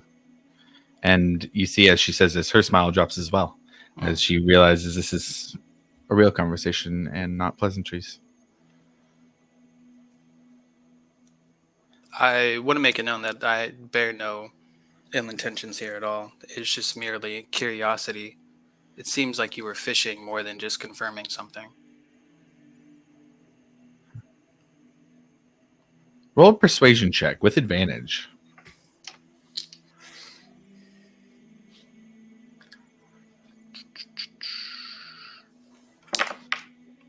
That is a 14.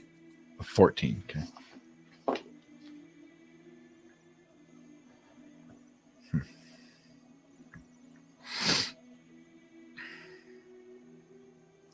There are many moving pieces to a country like the Dwendalian Empire.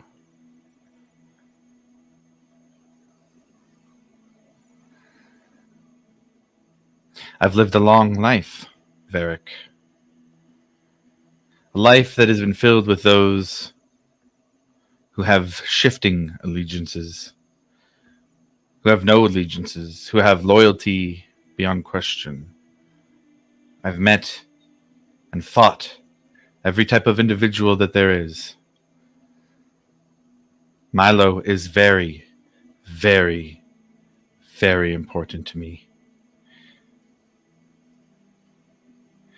And if I'm asking questions, it is to understand the situation that is at hand for your group and for mine.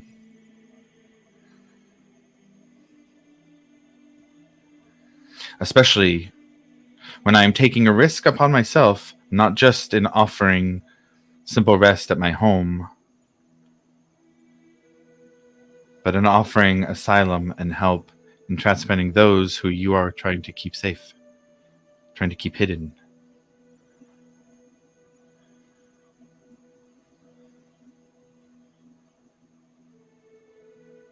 Without the rest of the group here, I ask you the same question, Varric.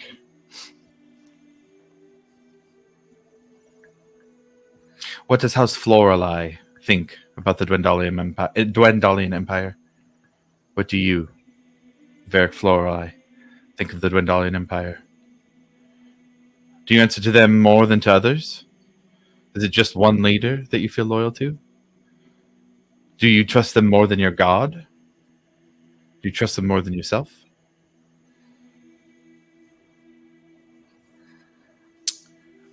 So, I've been many things in my years. I've been the son of a shitty pirate who rode with the Reveille. I've been a street rat in Port Damali.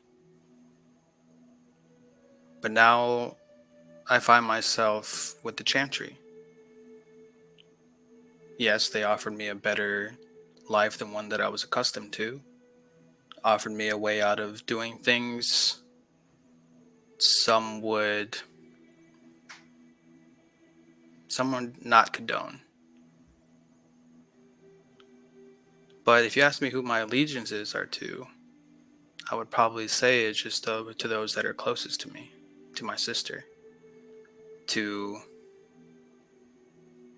I would say, this group that I'm with right now.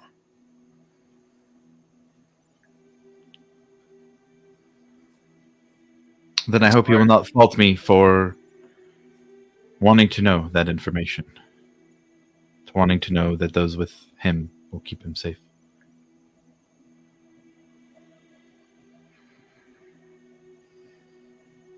Can I do an insight check to see if she's holding back information? Sure. Yeah, go ahead and roll an insight check. Another 18. Another 18. Okay. So you can definitely tell she's holding back information. But the odd thing is that she didn't really have any like facial change or facial expression. You can tell she's holding back information, but she was very stoic about it. You really have to read really well to get that. But when you mentioned you were the son of a shitty pirate, something in her face kind of changed. She was unexpected. It was unexpected for her to hear that. In a way, it was odd. She kind of had an odd register about that. Okay.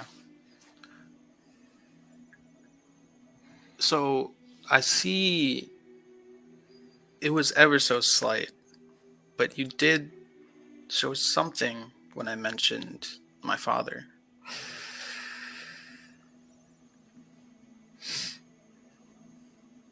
Do you know something? About your father? Could be about my father, could be about the revelry.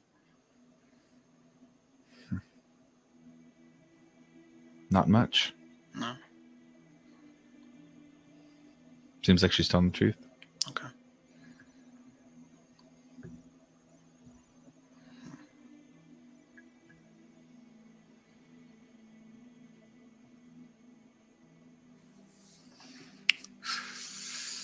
So,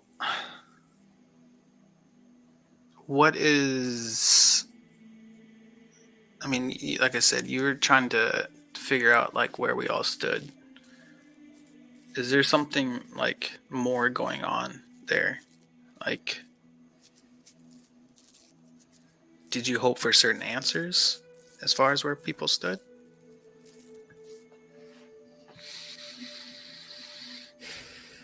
I hope for truthful answers. Mm-hmm. I hope for truthful answers.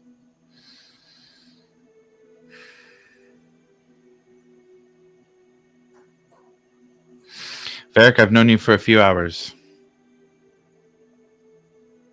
I think we have time to nurture this trust. In time, perhaps I will tell you about some of the intentions that those and those I work with have. I'm sure from everything that has happened already that it is obvious that there is more going on under the surface here. It is not idly that someone offers to take in a known captive in a situation like you sent to me.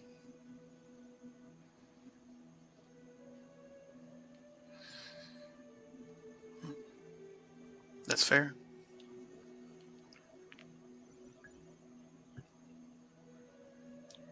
Yeah, that's what I had. That's the question I had. I do thank you for your hospitality and all that. Before you guys finish the conversation, she says,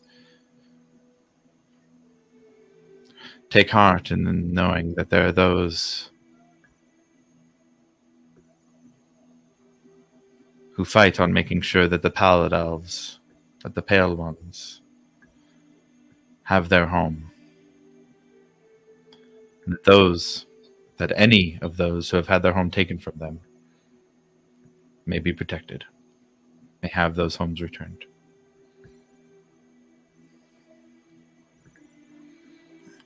I just give a nod. Well, I believe there's some preparations to be made for dinner. I will see you all there. See you there. I head out. And easy enough to go to find the group as you meet up with them. Milo with paper and bottles of ink, kind of all kind of having to hold them in awkward ways as you come upon the rest of the group. At this point, I would say Breck would be back with the group, having met up just a few minutes ago after his time away at the cemetery. But you all reconvene just outside of the Moot Burrow, and if you would all like, ready to head to the Big Bone Cookery. Spanferkel. That's all I'm thinking about.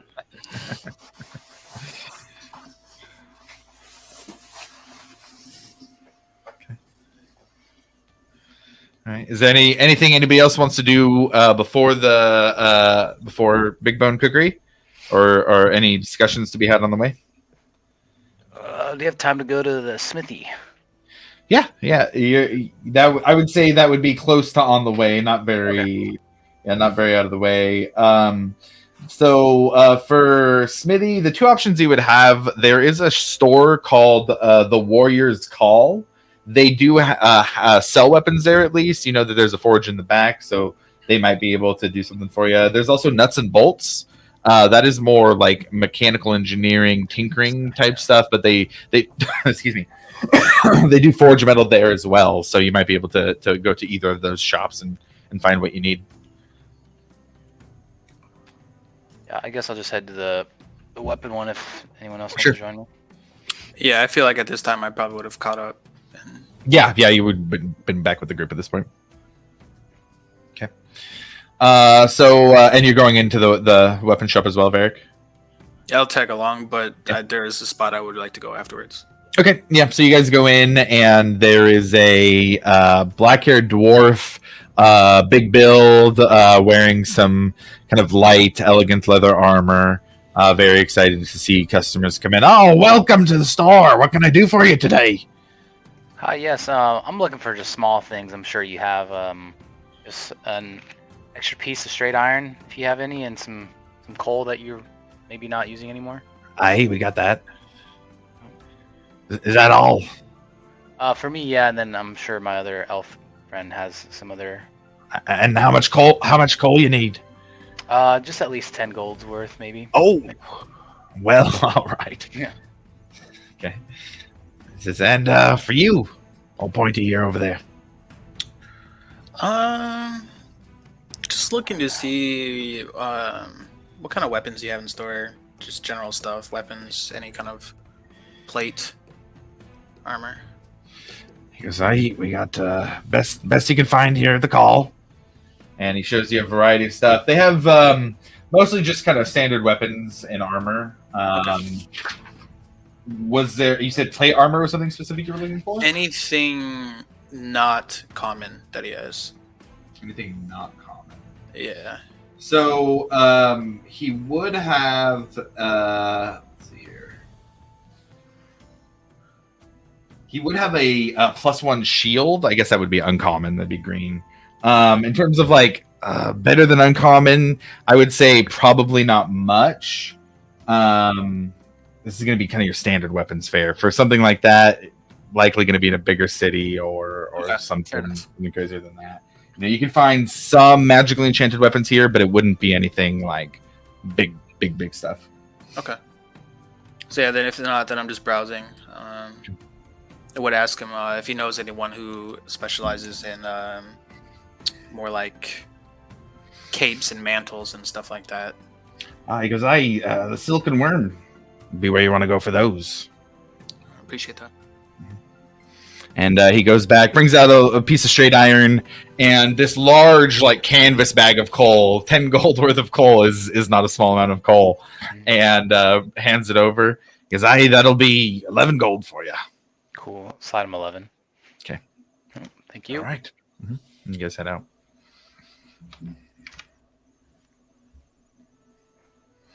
I would like to see about getting some silk. Maybe check out the Silken Worm or talk with Brett and see if he has a suggestion for a place to go. Sure. Yeah. Silken Worm is one of the main places to get pieces of silken clothing or even just raw silk. There are. You could also go like the street vendors or market stalls, but those are going to be a lot more marked up. Right. It's often better priced at the Silken Worm. Yeah. Okay. Yeah, I'd like to head there. Okay. Varric, you were just talking about cloaks and mantles. Want to head there as well? Yes. Okay, got it. Yeah, you both head there, no problem. And you walk in. This is a rather large building. Probably a large room that's about 800 square feet or so, with racks of clothing along the wall. These very vibrant colors. The silk gives off this little bit of gleam from the fading sunlight of the day. And in the back, there is a elf tailor who's wearing really nice clothes. It kind of almost that Renaissance look, maybe very sleek clothing, not too much frills or anything like that, but very kind of Renaissance coat-like, wearing nice leather shoes with no scuffs on them, very shining very well. Looks at the two of you and gives a nod as he sees you walk in and says, something looking for off the shelf or something more custom? Something more custom. I'm wondering about some raw silk, possibly. And I need quite a good amount of it. Yes, we've got as much of the Pride silk as you need here. The cost for silk is going to be... let me see what my weekly market rates are. Yes. Currently, a pound of silk costs 100 gold pieces. Generally, 4 pounds is enough for a piece of clothing. We often, if you're buying in bulk, then we'd offer $500 worth for 425 gold pieces. And do you have other fabrics as well that accent silk nicely? We do. We have some. We've got general different color threads and things that we typically use ourselves in some of the tailoring, but can be sold as well. Okay. I'd like to make a dress for someone. She's very large. And so I was thinking of maybe some silk trimmings for it. Pride silk itself would be quite expensive. We could do a standard silk if you were just looking for something that was a little less functionally protective and just a little bit more decorative. How about, do you have any silk ribbon? We do have some ribbon. Yes, sure. We could do a ribbon of Pride Silk for, say, 15 gold pieces. Okay, I'd like to do that. And what colors do you have available? Any color you can think of, my dear. I would like to do a lavender color, please. Lavender it is. And he goes in the back. You hear some kind of a little bit of like scissors. And, comes back out. He goes, here it is, just for you. Brings out a little ribbon of lavender Pride Silk. Okay, and how much is that? 15 gold pieces. Okay.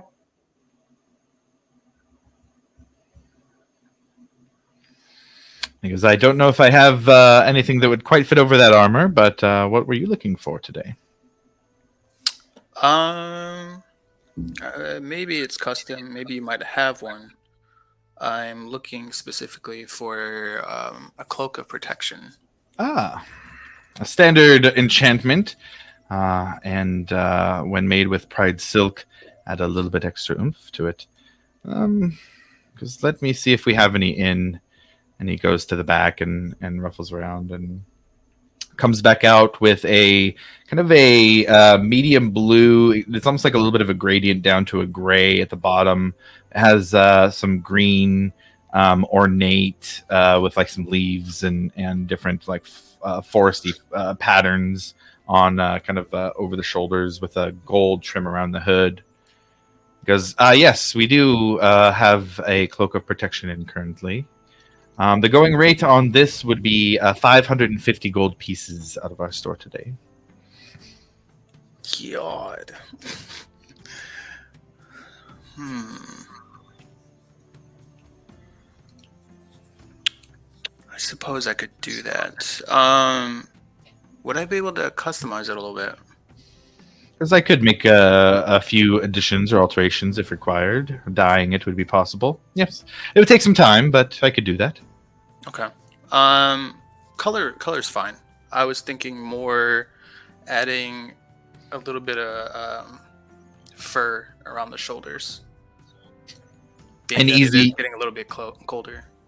Smart choice. An easy addition to make. Is there a particular type of fur that you would like to add? What do you have? We have not on the fur side, but we do have owlbear feathers, which are very soft plumage. We also have bear, beaver, fox, various rodent pelts, which when weaved together actually do make quite a fine pelt with a little bit of magical coaxing. Depends on your preference. I actually have owlbear feathers. We could add them if you would like to provide them yourself. It'd make it even easier to not have to take from our stock. Yeah, I have 17 on hand. Fantastic. And are there any other alterations, or is that it? If so, that would be paltry enough that we would not have an additional charge. I believe that's everything. Fantastic. Well, then we will add the feathers to the cloak, and should be ready by the end of the day tomorrow. Sounds good. Okay. You said 550? 550 gold pieces for a cloak of protection. Okay. With that, any other? This is last call. Last call here. I just wanted to check, what was the amount of gold that we got from the gnomes? It was 400. It was 42 platinum each, or 420 gold pieces worth. Okay, I think I already added that to my inventory. Yes, I did. Okay, never mind. Good. Just wanted to make sure. If I were to go back, would those other two spells be 125? Yeah, we'll do it that way. I'd like to go grab those other two spells if I can. Wait. Sorry. What? I know the second one was alarm. Tenses putting disc. And what was the third one? Floating disc, and then I didn't mention this, but unseen servant was another one I was looking for.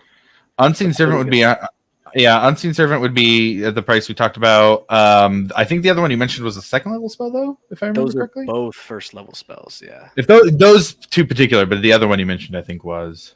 Oh, the suggestion was definitely a second level spell. Yeah. So that would be definitely a higher price. Yeah. But those two you just mentioned, we can add those. That's fine. Yeah. Yeah, I'd like to. I'm gonna run back and grab some more stuff then, real fast. Cool. Perfect. Yeah. Told you Totally I'd be back, and then slam the gold down, grab it, God- go. God damn it. I'll be back again. See you later. Bye. It's like that Edgar Wright cut where it's like money down on the counter, scrolls down on the counter, scrolls green grabbed, out the door. Okay. When everybody regathers, you all meet up and head to what is at the top of the Tiller's Burrow, the Big Bone Cookery. And it's a bit hard to find. Milo, you can lead them there, but they might have missed it otherwise. It's tucked back in a little ways behind some other buildings. You have to go just a bit down an alleyway to see. Once you go through that alley, there's almost this like little open area that has two tables outside. It looks like there's some outside seating here with two torches that are outside of this walkway where it looks like the walls have opened up. You don't see a door. It seems to be kind of open aired in this area, in this very modest looking restaurant. But the smells coming out of the restaurant are what betray how luxurious this place is. And you can smell sweet, savory, spicy. You get that hot mixture of smells that everybody's mouth starts salivating as they realize they hadn't eaten anything since the sitting room at the Hawkins estate. And it's a bar to your left as you walk in. It's got a fireplace on the left side wall as well. There are 3 round tables as you first walk in, and one longer one on the far side of the wall. In about a 60 by 40 foot room. And when you walk in, it just feels very homey, very comfortable. There's a few nice plants in here, kind of decorating the area with a fire burning in the fireplace, giving a very rustic vibe to this restaurant. But by the time you get there, Zinnia is already there at the long table towards the back of the restaurant, and waves you all down to come join her and sit down for some food.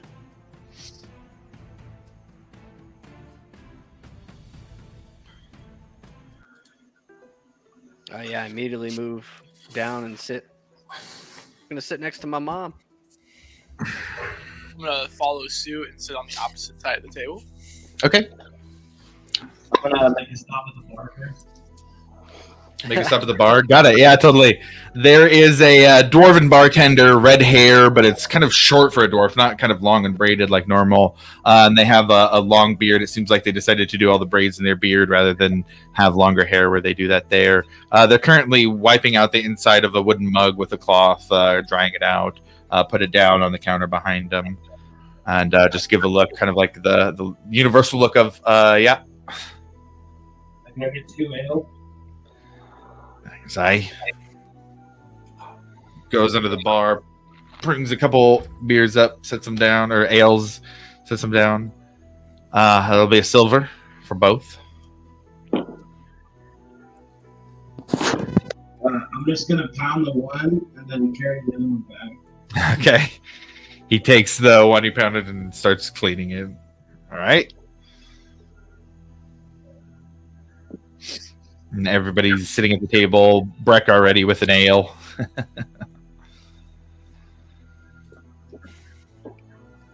Hey, Mom, what do you get? The Spanferkel, I believe, Hell yeah. was your favorite. I thought I might try it. I always turned my nose up at it when you were growing up, but I thought it might be appropriate to try tonight. It's hard to turn your nose up at a meal that royalty eats, Mom. Sometimes there's lines. Sometimes there is, yes. Sitting there, I guess, hearing this, I'd be like, "What is Spanford?" Oh, get it, man. You should order it. It promise doesn't you'll love it. sound super appealing. It's an expensive dish of suckling pig roasted and served at royal parties sometimes. Pig. Well, I It's a like pork. pig. I guess I'm gonna get some of that pig. This place Was serves she? a very delicious one. Yeah. As you guys are having that conversation, she looks to Rufus and says, "Tell me, it's not often that we see an Aarakocra here in Pride's Call. What brings you? You mentioned that you're just trying to find your way, but what? Where are you from? I guess I wish to know more about you." Well, that's a great question. Actually, I was raised in a children's home. Don't really remember too much about my childhood or parents or much of my upbringing, but I spent a little bit of my youth in a monastery.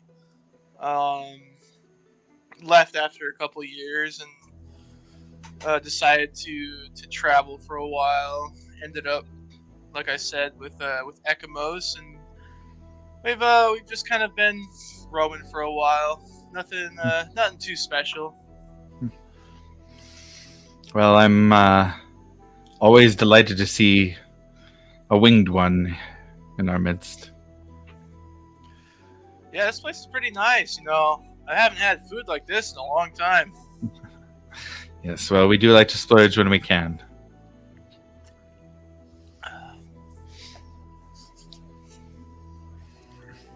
And as you guys are kind of starting to have some conversation in the evening, a attendant comes up and comes to ask for drink orders. I say, yes, we've on the menu tonight. We've got the herb mead from the Dorwin Brewery. It's a sharp, sour honey wine fermented with wild yeast, crabapple, lemon balm, rose, and hibiscus for a bright, fragrant appeal. We've got the June Nippers L. It's a sweet barrel gin, apothecary-style serving, with fermented juniper berry alcohol containing unique blend of lemon, cherrywood, and rose flavors with a smooth finish. Or our red wine our house red wine Vassal, with an aromatic pinch of roasted blue fruits, cherry spice, and sweet oak. Each of the barrels is branded with a counting number, and only 105 barrels are made each year, leading to an exorbitant price. However, the wine is very popular here in Pride's Call among those who can afford it. Give me I'll some take of that. water. Give me some of that. Zinnia looks around and goes, dinner is on the Hawkins tonight. Yeah, I'll take water. Give me some of Fantastic. that yeasty hibiscus honey wine. Sounds The honey mead, of course. And for the rest, I'll do a gin. The gin. good choice. Do you happen to have a trust? Not currently. We are out of our supply, but hope to be getting some back soon. Then an ale for me, if you have that. Ale it is. I'll have a water. Water it is as well. Understood. Another S to me as well. Yes, another. I see you have one, but I will bring you another one. Yeah, that's what we got. Fantastic. And as they leave, there's a door kind of behind the table, off a little ways, probably about 20, 30 feet off to the right of the table, depending on which side of the table that you're on, that they go into, and leaves you all with Zinnia. And there are, it looks like that the few tables that are here are mostly filled. There is the two tables outside didn't seem to have anybody, but there are a couple groups of people at the other tables. It looks like mostly dwarves. There is a human who is sitting at one of the tables with one of the groups of dwarves. But overall, not a terrible amount of people. No more than, besides you guys, 20 people in the tavern, who all seem to be enjoying themselves and just kind of taking in the evening in this very upscale restaurant and tavern that you have all found yourselves in here with Zinnia. And as she looks around the group, so tell me, what is it that I can do to help all of your cause?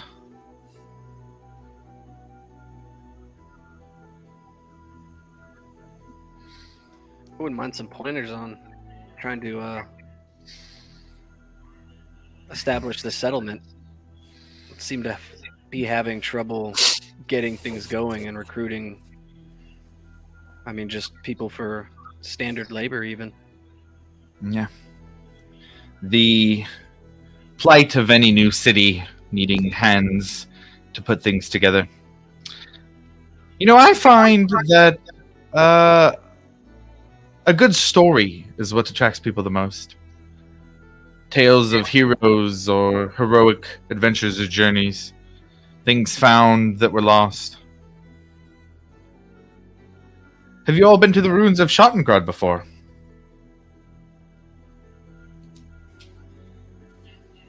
Yes, I believe so. As I look over at Varric, that's where we met, right? Okay. Yeah, it is.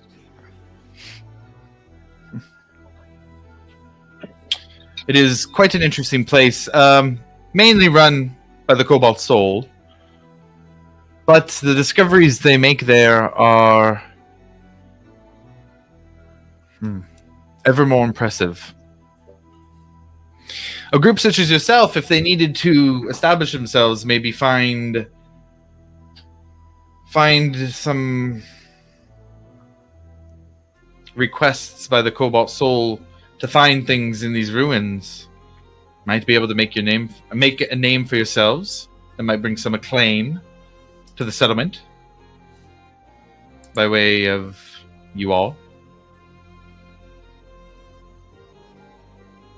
That's not terribly far from here. No.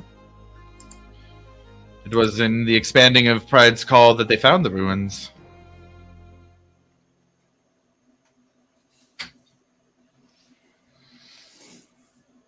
It's worth looking into.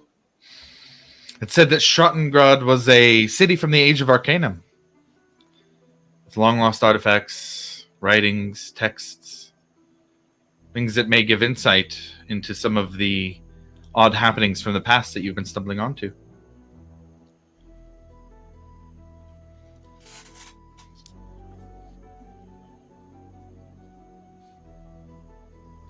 I'm definitely curious to get in there.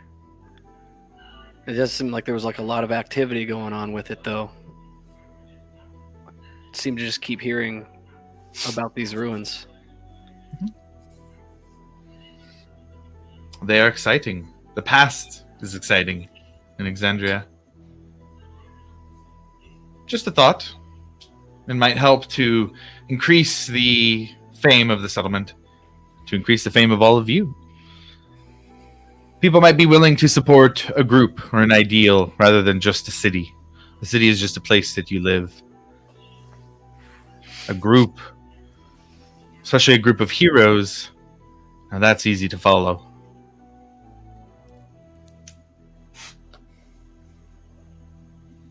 I mean, what is our next stop after here?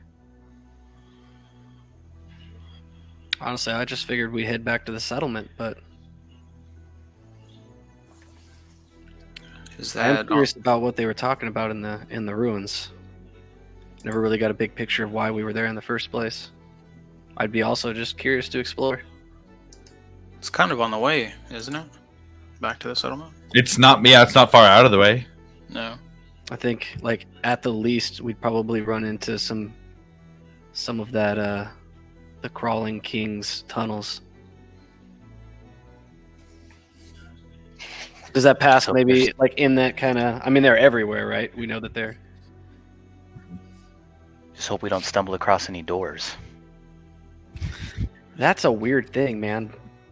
That was very, very strange. There's doors. Varric, do you mind sharing about your Yeah. little experience there? Yeah, so while we were in the Velven Thicket, I was out walking and noticed a golden door just kind of in the middle of nowhere. And upon going through, I met what appeared to be elvish, correct? Yeah, she had kind of an elvish frame, Okay. kind of a little more gaunt.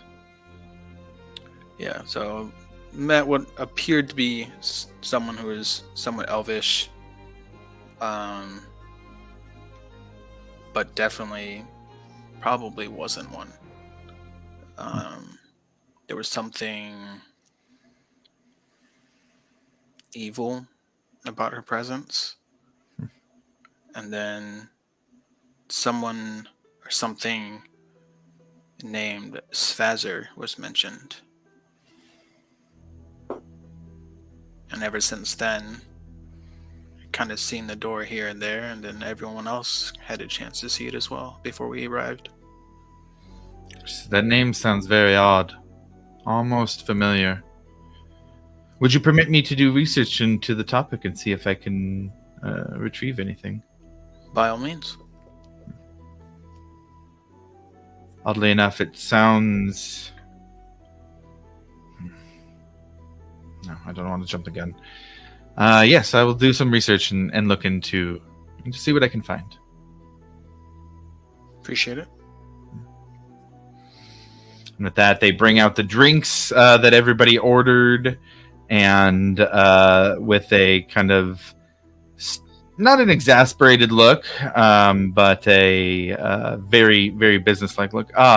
Tonight we are serving the hazelnut venison stew, the forest with prawns, the lamb with pumpkin soup, or the fricassee rabbit with roots. We can, of course, also make any requests that have been on our menu previously, with an extra charge for doing so. Mallow, you're muted. Yeah. Just Spanferkle, of course. That's right. Spanferkle. And he writes it down. Again, there will be the extra charge, and that is one of our premium items. How much of an extra charge are we talking? And that is an extra 25% on top of what is normally charged, due to having to pull the ingredients out and make it custom, where we're not having that one in rotation. Well, I guess I'll get the venison. A fine choice as well. And he kind of looks around and takes everybody's order, figures out what everybody wants, and heads back into the back room. And with that, as he takes orders, I'm going to take another quick 30-second back in the break here. Okay.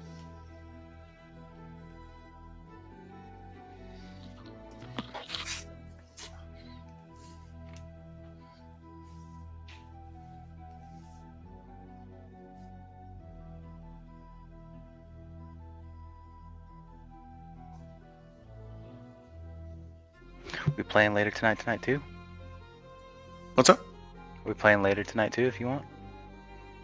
You want to look at the simulator? Yeah, we can do that. Show Bert. Actually, I need to look into that myself. Yeah. I don't It takes have some it. time to get used to, but once you get it going, it's pretty cool. Like Crocker and I were trying to figure out like the whole Fog of War stuff. So just the regular tabletop simulator, Yeah. or was there? Yeah, just the vanilla version, I guess you can call it.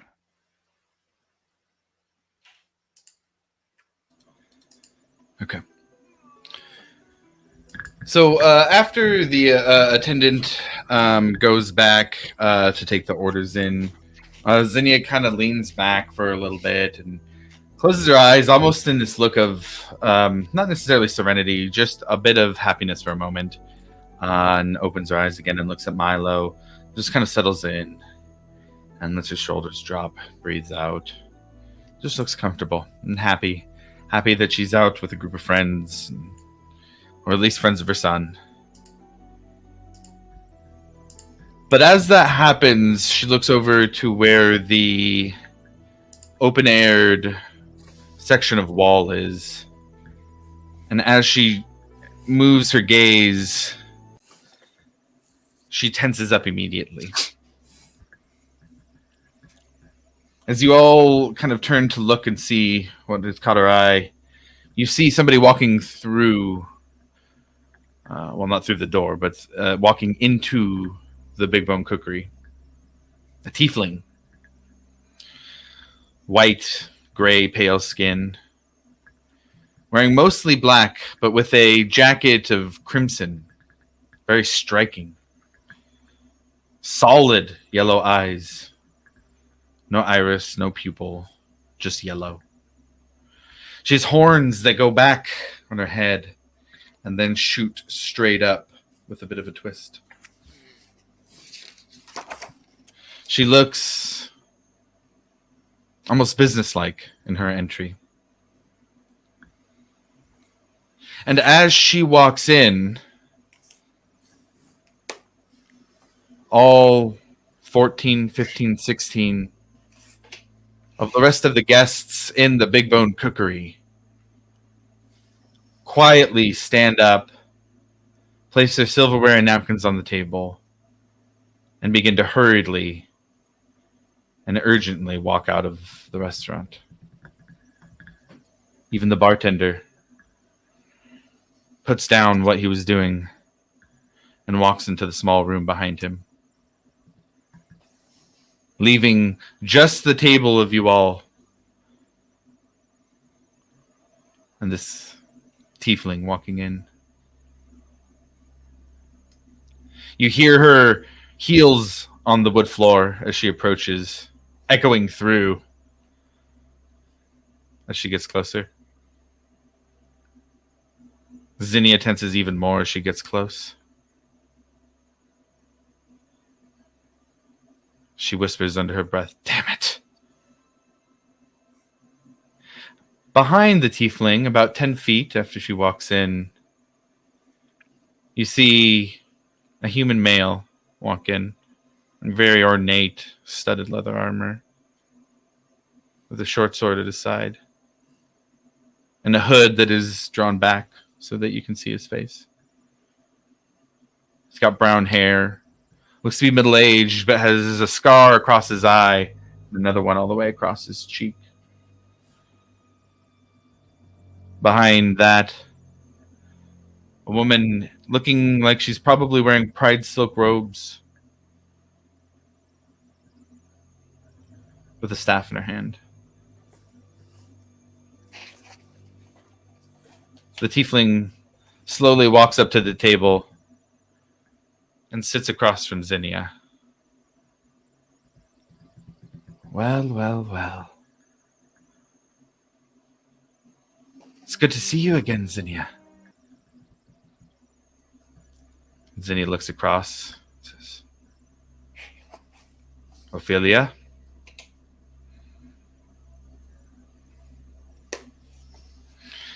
I'm a bit concerned, says the tiefling.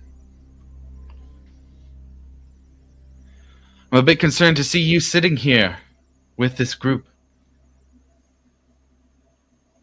I was very concerned to learn that this one is your son.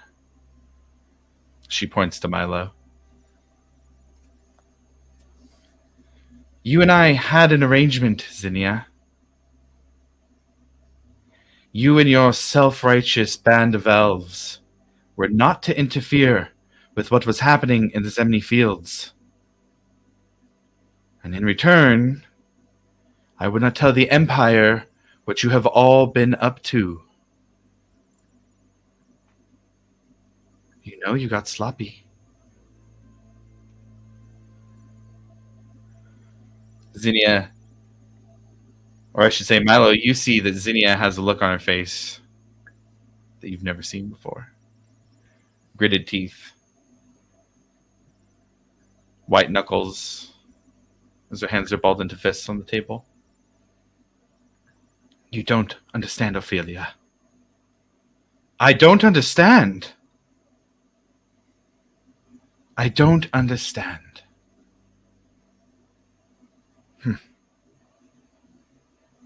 Well, what I do understand is that one of my trackers was found with 4 of your elves. And now I see you sitting here having dinner with this group, with your son, who has directly been interfering in Myriad business, who has been directly killing my people. You have broken our arrangements, Zinnia. So here's what's going to happen. You're going to come with me, and we're going to leave. And she gestures over to the two who are behind her. And my friends here are going to make sure that this group learns their lesson. I'm gonna kind of stand up in a very. I'm gonna stand up out of my chair, kick the chair back. Ophelia smiles and looks at you as you do. You're not taking her anywhere.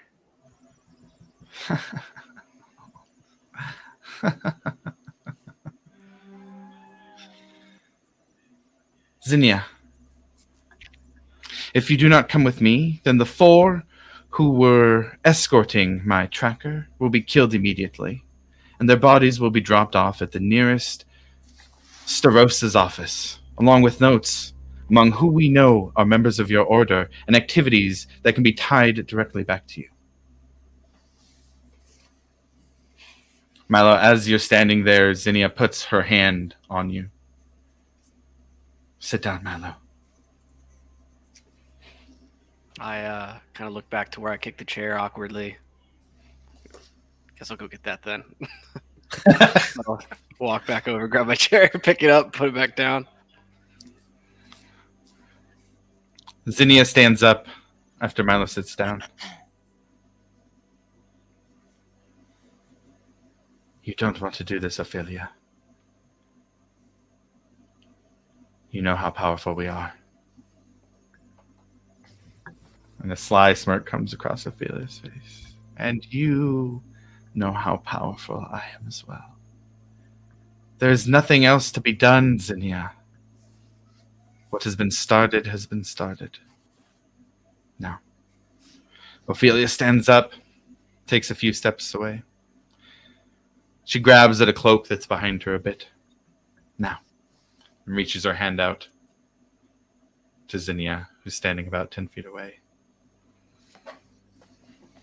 Milo, you hear in your head the voice of your mother.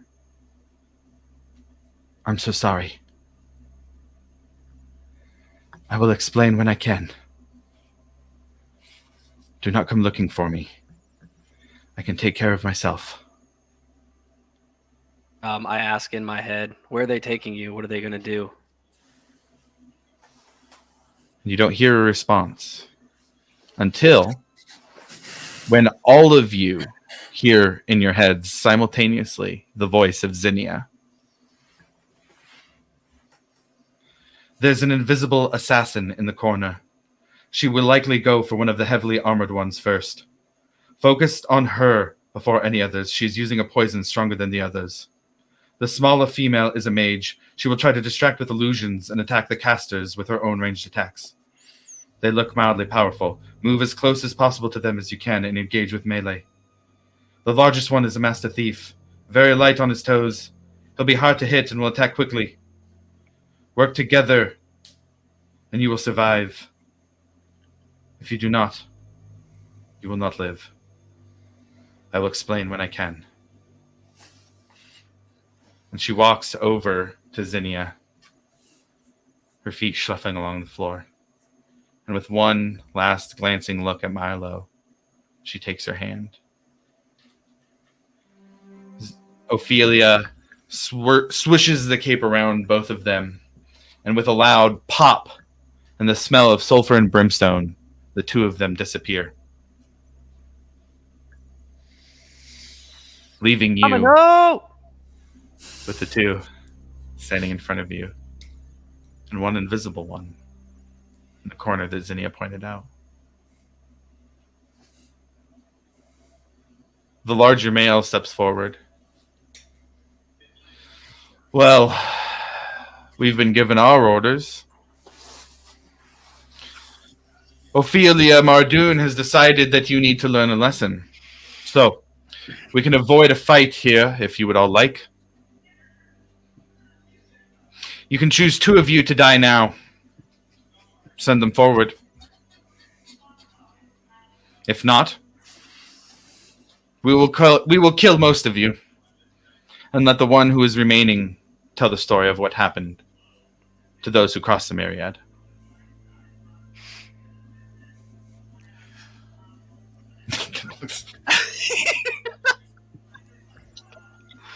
What's this room looking like right now?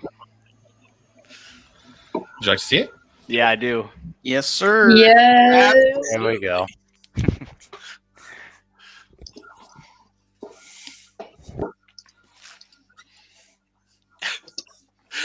I have a question, sir. My man said, "Yeah, let me just sit back down." Later, Mom. Oh boy.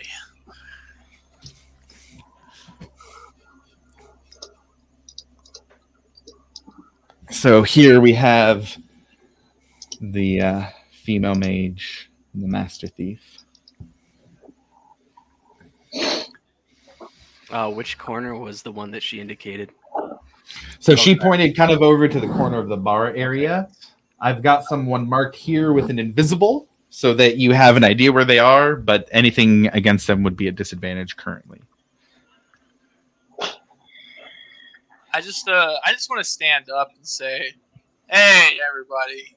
I'm sure we could think of a peaceful way to get out of this. There's no need for bloodshed or death." Can I also stand up? Sure, the 2 of you stand up. And Yeah. I'd like to hold an action if I can do that.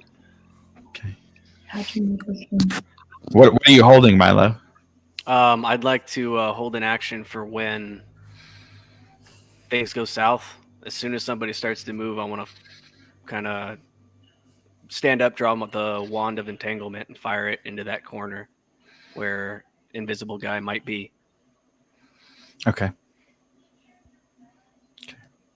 So Varric and Rufus stand up. Rufus makes his comment. Oh, so it's the 2 of you then. Yeah, and as I'm walking up, I am going to use invisibility. Okay. I'm not going to say that I volunteered for anything. I just wanted to find a diplomatic solution here. Yeah, it's not. So, seeing Varric go invisible, that will lead the Master Thief to say, "Well, then the hard way it is then. Pull a short sword, and that's going to be initiative."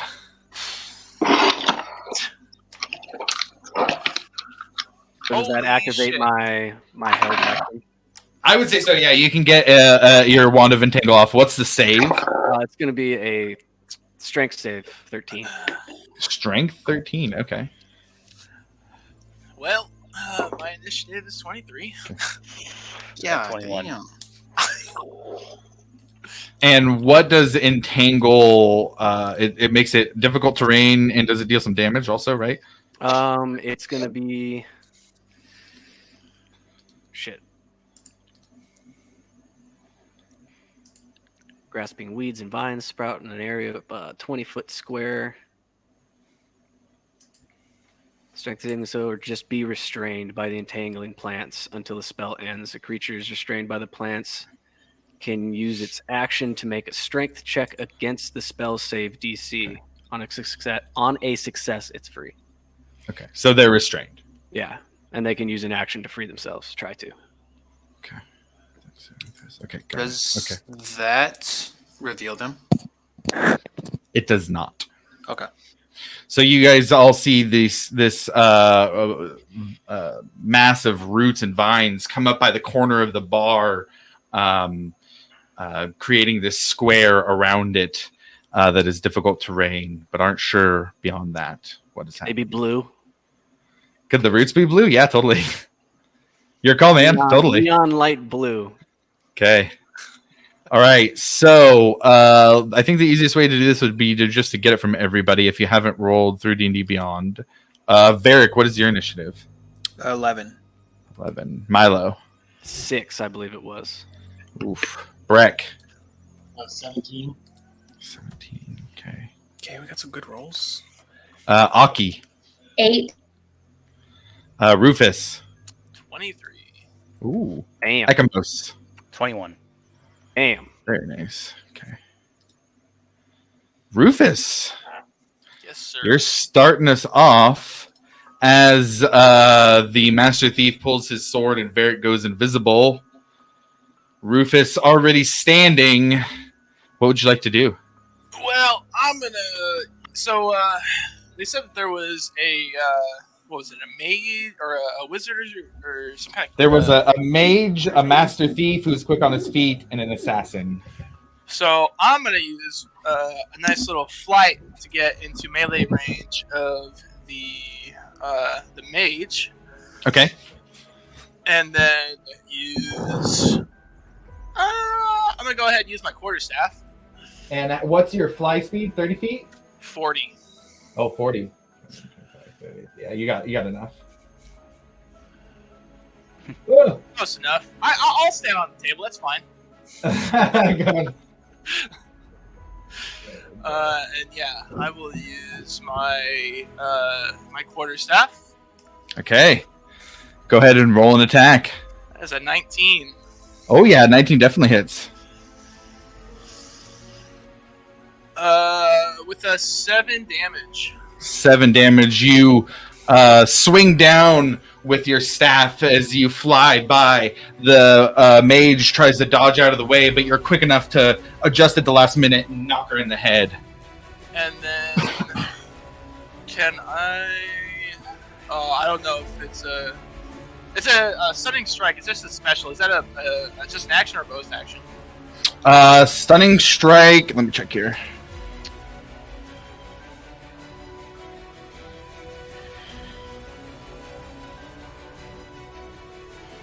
So when you hit another creature with a melee weapon attack, Okay. so I think you can just add it to your attack, but let me double check here. Yeah, there we go.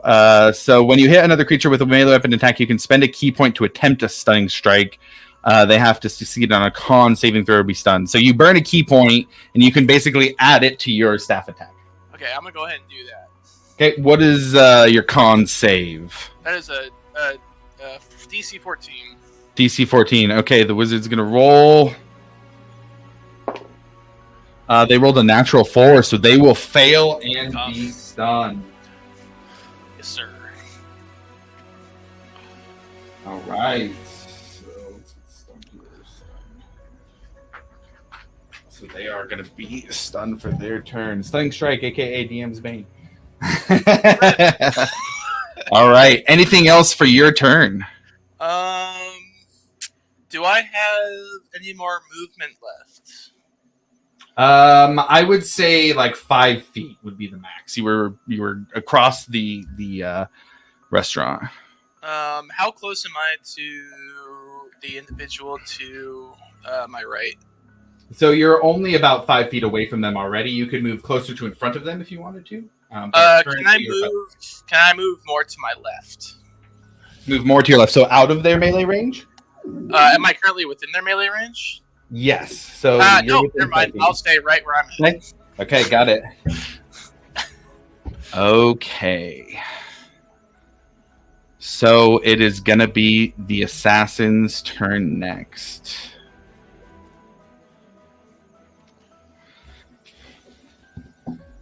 Right, and Varric went invisible. So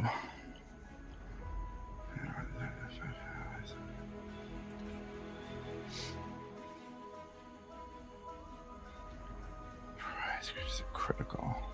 Okay. So the assassin, from where it is at, is going to shoot at the closest person. Well, you know what? He's going to go for the armored one. He can't see Varric because he went invisible, so the assassin's going to shoot for Breck. Back in the back. All of you, while sitting at the table, hear as a light crossbow goes off from the corner by the bar. It's going to be a 25 to hit. Yeah. Okay. Since I'm next to Breck, can I use a reaction? You can. What's the reaction? I'd like to use Gift of the Metallic Dragon Protective Wings.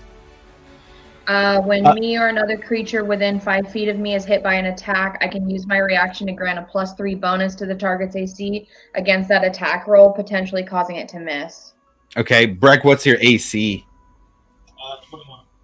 21. So it's a 25. So even with that, it would still hit. Okay. Yeah. So do I burn that reaction? I would say you would know that it was still a strong enough hit that you would need to use it. Okay. So I didn't use it. Yeah. We will say you didn't burn it. Okay.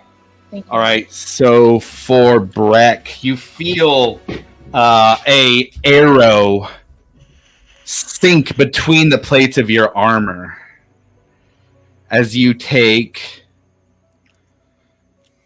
8 points of piercing damage. Wait, hold on a second here. What type of damage is this? Yeah. Sorry, 8 for the first. You feel as it falls into your shoots into your armor an extra 14 points of damage. That's a total so far of 22. As the arrow sits in your chest, you feel make a Constitution saving throw. Is this poison? It is. I have Dwarven Resilience and resistant to poison. Okay, so roll with advantage.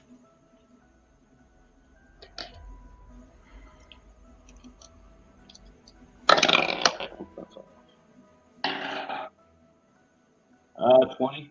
Dirty 20. Dirty 20. So you make the save, and you still take 6 points of poison damage. That's making the save and then halved for the resistance. So it's a total is 28 points of damage from that attack.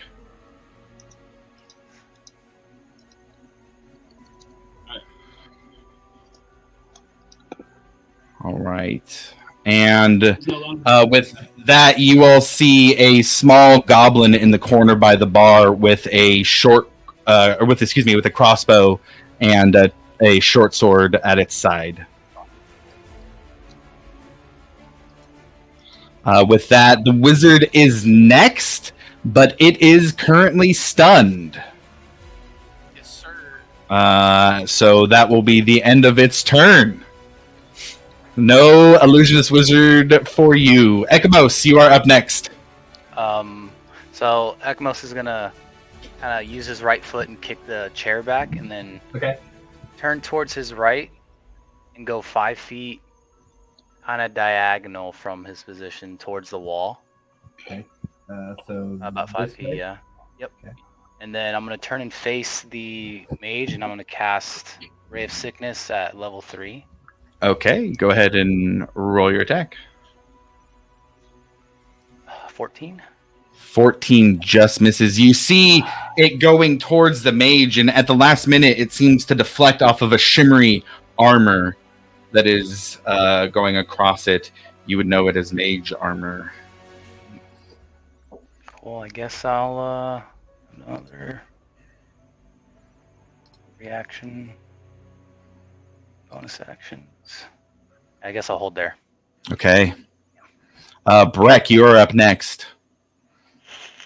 I'd like to cast, for my bonus action, a second level Misty Step toward the assassin.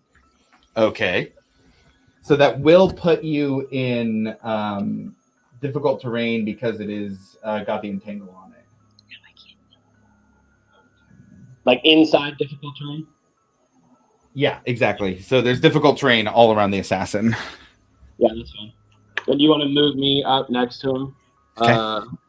Another what? 10 feet with the difficult terrain. Mhm. And then I would like to attack with my mace.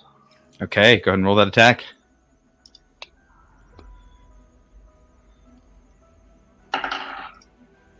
Uh, 23 to hit. Yeah, that hits. Yeah, for sure. Go ahead and roll some damage. All right, I'm gonna do a second level divine smite. Ooh, okay.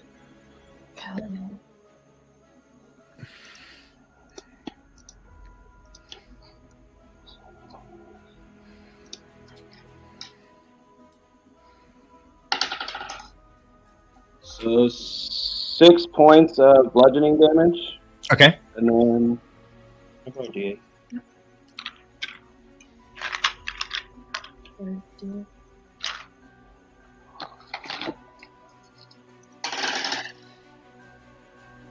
And then 12 points of radiant damage. Another 12 points of radiant damage. Okay, got it. Oops. And then Okay, I'm going to use my second attack on Okay. this turn. Okay, got it. Go ahead and roll another one. That one's an 11 to hit. 11 does not hit. You're able to swing your mace down, glowing with energy bestowed by the Wild Mother, and it hits against the assassin, and you see it kind of knock them back and make a dent in their armor that kind of goes in. You see that it pushes into their skin a little bit. They're able to recover, and on your second swing down, they easily duck underneath and turn around, kind of do a little spin as they do, ready to have the next one come at them. All right, and that's the end of my turn. Okay. The Master Thief is next. They are going to move 5-10 feet behind Rufus. Rude. And they are going to make 3 attacks at advantage because he is flanked. The first one is a 25 to hit. Yep, that hits. The second one is a 21 to hit. That hits. And the third one is a 22 to hit. God damn, all 3 of them hit.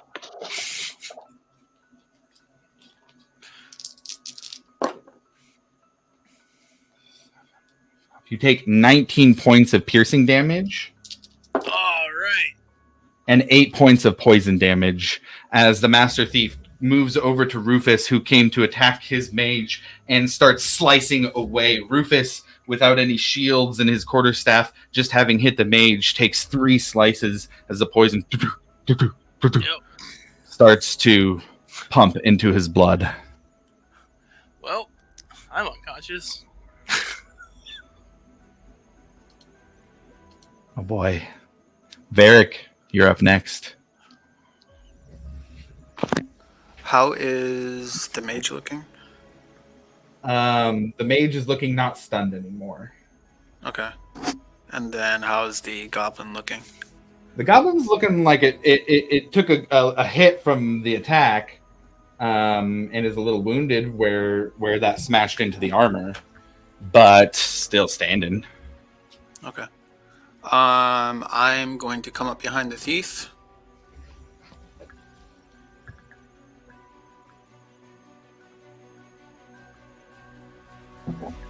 And then I will make a glaive attack.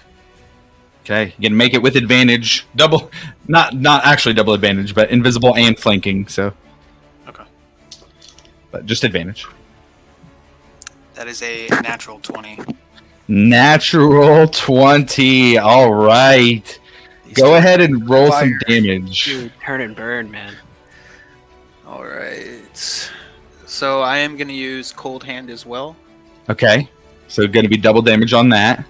and burn a second slot Divine Smite. All right. That's a lot of dice. Go ahead and roll some dice for me and see how that goes. Yeah, just let me write when I'm rolling first. Let's see. Cold Hand. And then... And Aki, you are on deck.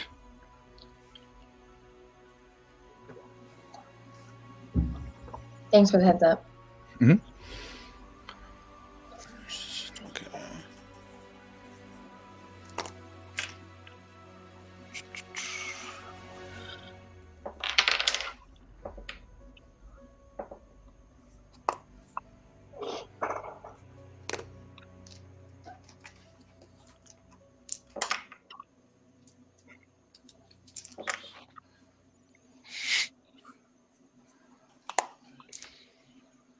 Sorry, it's a lot of dice.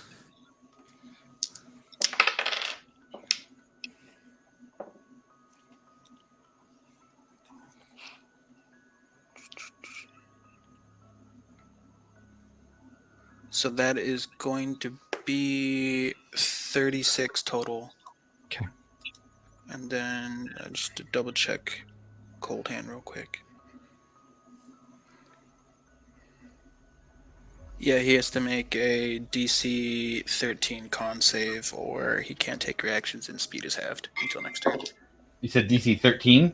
Yes. Con save? Yes. See what he's got for con. Rolled a 13. Oh, yeah, so he makes it. Okay. So, yeah, 36. So so you go up and from invisibility just go and stab your glaive into him from behind into the shoulder, and you hear just as the glaive sticks through the other side of his shoulder. You pull it out and blood starts gushing from the wound. He looks like he tries to turn and dodge at the last minute, but because you attack from invisibility, he cannot use his uncanny dodge to have the damage. Okay, how's he looking? That's a pretty good hit. He still looks like he's going to turn around and throw some weapons around. Yeah. And then I'm going to bonus action. I'm going to do a first level healing word on Rufus. Rufus, you pop back up. And that's going to be 7 points. 7 points of hit points for Rufus. Thank you. Okay, anything else for your turn, Varric? Negative. That is my turn. All right, Aki, you're up next. I would like to know, real quick, just how many foes are within 30 feet of me, or how many foes can I see within? Oh my God, words. How many enemies are within 30 feet of me? So if you were to move up maybe 10 feet or so, you'd have all of them within 30 feet of you. Okay, all 3 of them. Yes. And then how many without moving? Without moving, let's see. 5, 10,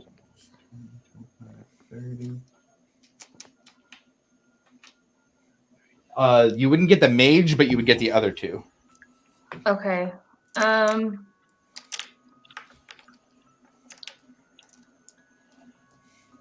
Which one has the most health right now? Like, which one looks to be the least impaired? Let's see what everybody's done here. Mage. They've all taken some hits. The assassin looks to be like one of the strongest targets, as well as Zinnia saying, "Take care of that one first." Okay, right. I would like them to do a Constitution saving throw of a 15 to blind them. Ooh, okay. And you're targeting just that one? Yes. Okay, got it. And you said con 15. Actually, it says when you cast this spell using a spell slot of 3rd level or higher, you can target 1 additional creature for each slot level above 2nd. So it says like does that mean it's a 3rd level spell? You can cast it at 3rd level. I can cast it at 3rd level, so that will give me 2 people to attack. So I would like to do the assassin and also the mage. Okay, you'd have to move up a little bit to do that, but just 5 feet. Okay, all right, con 15, assassin first. Right, so the assassin rolled an 11, so they are currently blinded.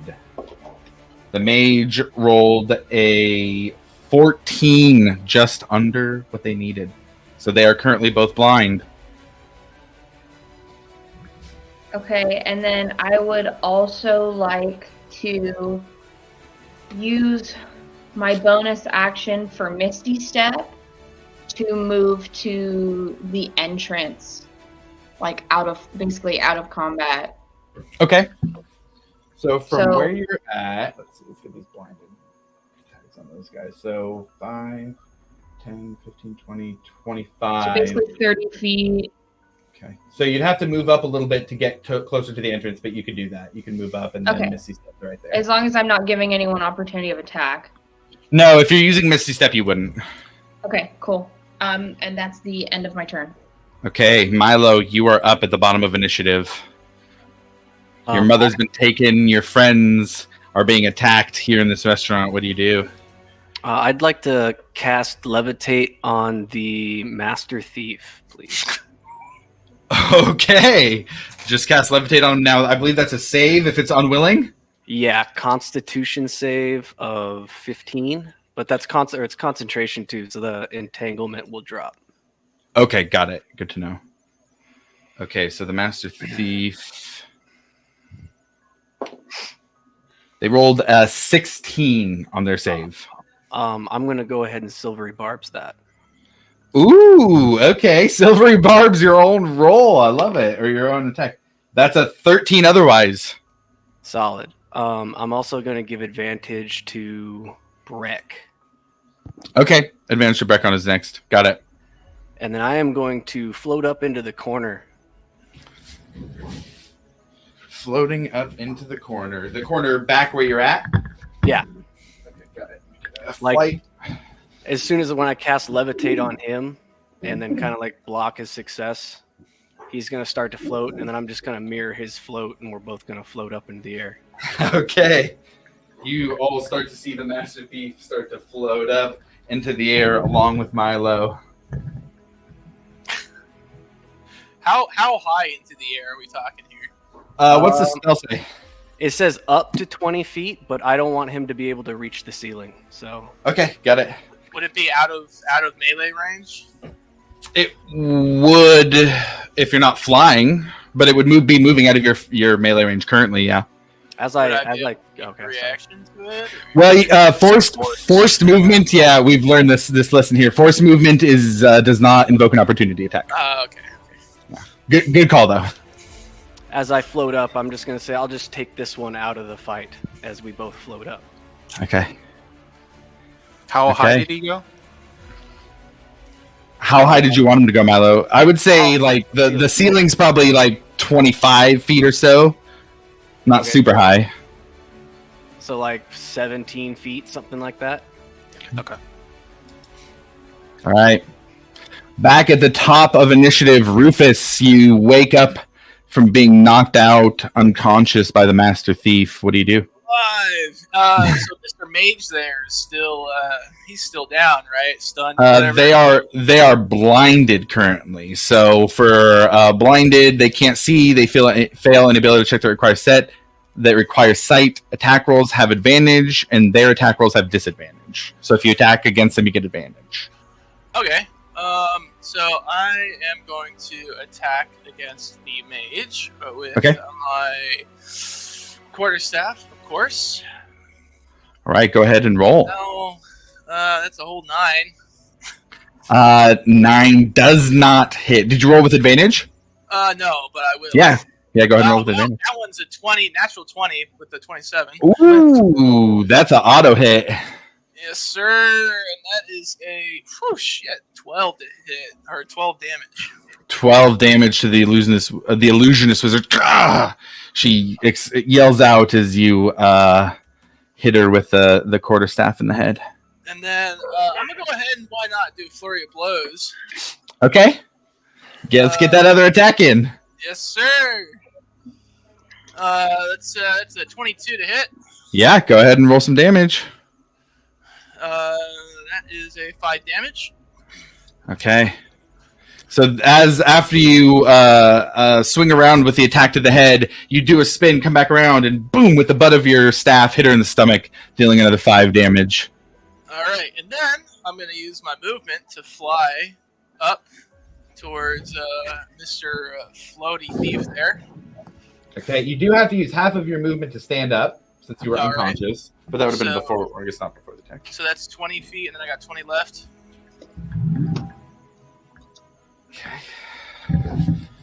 Keep flying. There you go. So there. And that puts you catty corner with the Master Thief. And then I am going to.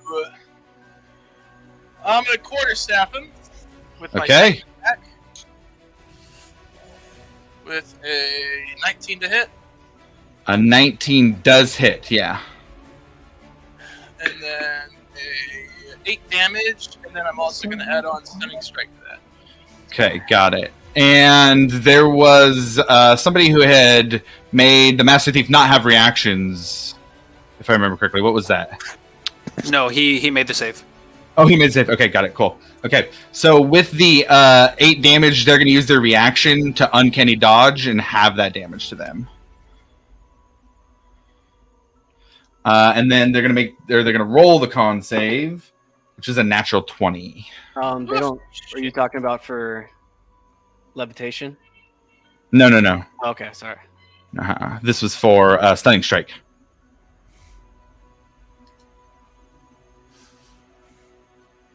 Rip. Okay. Anything else for your turn, Rufus? I'm out of movement, right? Yes, sir. I believe so. Yeah, that's it. Okay. It is the assassin's turn in front of Breck next. They're currently blind.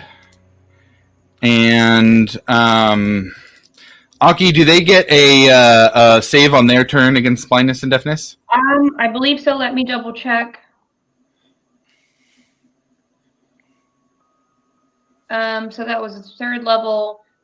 At the end of each of its turns, the target can make a Constitution saving throw on a Okay, success got it. development, so he can roll another con save. Okay.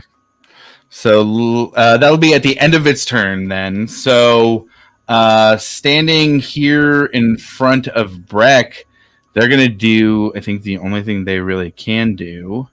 And they're going to pull out their short sword and make 2 short sword attacks at Breck with disadvantage.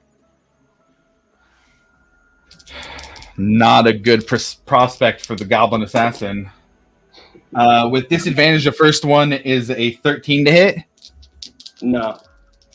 Second one is a 9 and 12, a 15 to hit. 15 doesn't hit either. Okay. So they take a couple swings at Breck with their eyes obviously not able to see. Breck, you're able to take your shield and block the hits without issue. They are going to, let's see here. I think, yeah, they're gonna jump back over the bar here. That's an opportunity attack. It is. Yeah, go ahead and roll with advantage because they're blinded.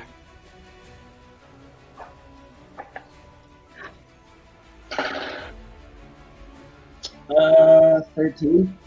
13 does not hit, unfortunately. Even while blinded, they're able to be nimble enough to jump over the bar and take cover here. They're going to move into the corner of the bar and hide behind that corner area. And all right. So that is going to be their turn. Then they are going to roll here for blindness. And that is a total of... That's a 16 on the blindness roll. Yeah. Yeah. They say- he's not blind anymore. Okay, got it. So he is no longer blind with short swords out. All right, Illusionist Wizard is next. They are blind as well. So let's see what they've got here to do.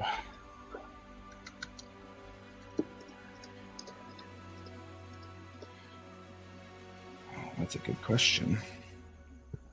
They're going to snap their fingers and go invisible. And they're going to roll at the end of their turn for their blindness.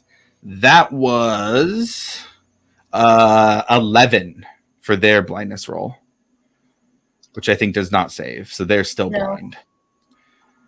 Okay, so they go invisible, and they move back here into this corner. You guys can kind of see some footsteps in the dust of the floor but don't know exactly where they are as she gets closer to Aki over here.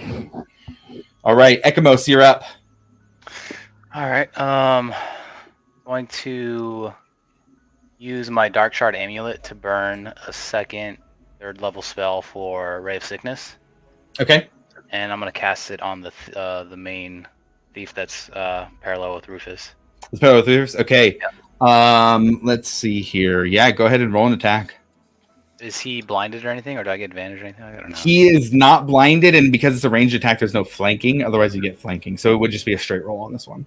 22 to hit. Oh yeah, it doesn't matter because it hits. Okay. And 26. 26. Oh wow, that's a lot. What does it look like when you cast this spell and send this ray of necromantic energy towards it? So, with my left hand, I'm gonna stick it out, kind of like palming it towards him, and then you're gonna see this like black and green, like kind of a wave energy kind of go towards him and do that damage on him. Yeah, and it hits, and Rufus, you're in front of him, and you see almost like this aging, the skin shrinks down, almost like they haven't eaten, they become a little more emaciated as they look around, wondering what this damage is that's being dealt to them, and they're starting to look really hurt. And then it says on hit, it takes 2d8 poison, and then on a failed save, it's also poison until end of the turn. What's your save? 15 con. 15. They failed, so they will be poisoned until the end of their next turn. Sweet. Man, you guys are the status kings and queens over here. And then for movement, I'll move towards that fireplace if I can get as close over there. For sure, yeah, you can get right up on it. Yeah. You feel the warmth on your cold skin as you get next to it. Sweet. Yeah, and that'll be my turn. Okay. After Ekamos, Breck, you're up. Am I still in the roots and stuff? No, those got dropped. How far is the goblin from me? It is 15 feet away over the bar. Man, you want to just fucking hurdle me over the bar, Adam? You all see Breck dive over the bar at the goblin assassin. And I'm going to attack with my mace. Okay. Go ahead and roll an attack. 15 plus 8, 23. Oh yeah. Oh, yeah. And I'd like to add a first level Divine Smite to that. Okay. Go ahead and tally up some damage there.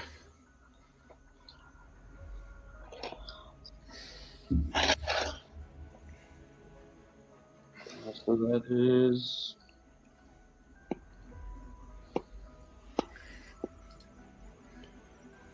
11 points of bludgeoning damage. Okay. And then 8 points of radiant damage. Woo! You swing your mace down, finding the side of the armor of the goblin, making another dent on the other side, this time near the ribs, as you see the metal push in permanently against the ribs now that you've bent it in. You see blood start to drip from the 2 wounds that you've created so far. I'm gonna just come over the top with another mace swing. All right, give me an attack roll. 17 plus 8, 25. Yeah. Oh yeah. Roll that damage. Okay, and I'm also going to add another first level Divine Smite to this. Okay. You got to use those smite slots.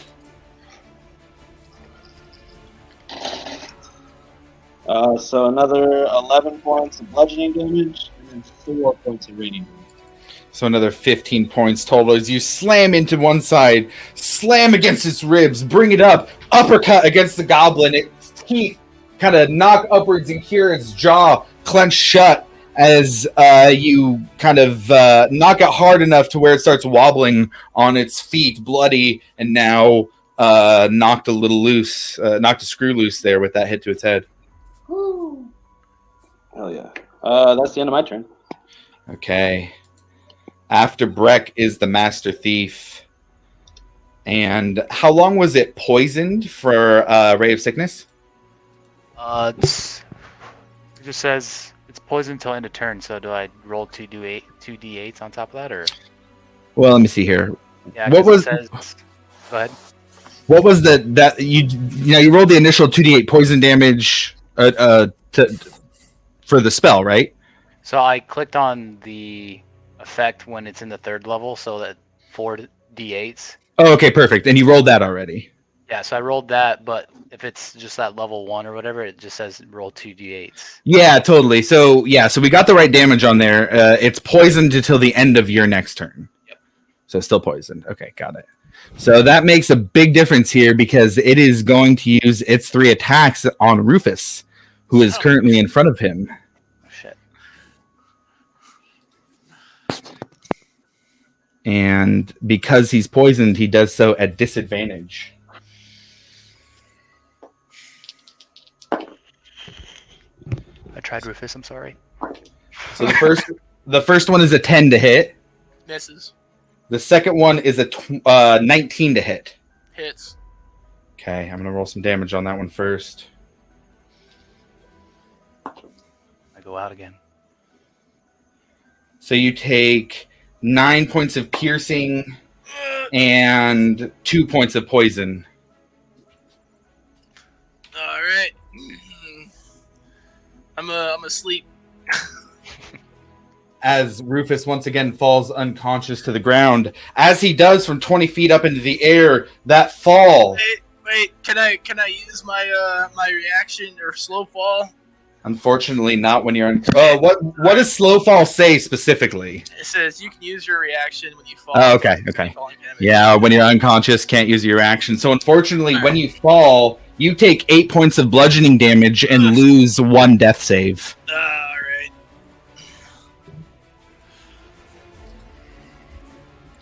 With that, What the type of damage was that? 8 points? that 8 points was bludgeoning from the fall. Bludgeoning. Yeah. Okay, so the Master Thief has the rest of its turn. Still has 1 more attack it can use.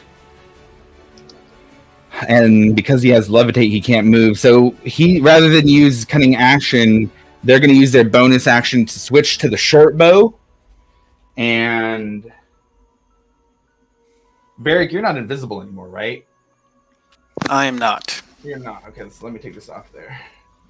Actually, seeing that Aki is blocking the door, he's going to turn his crossbow and try and shoot at Aki so that they have a way to escape.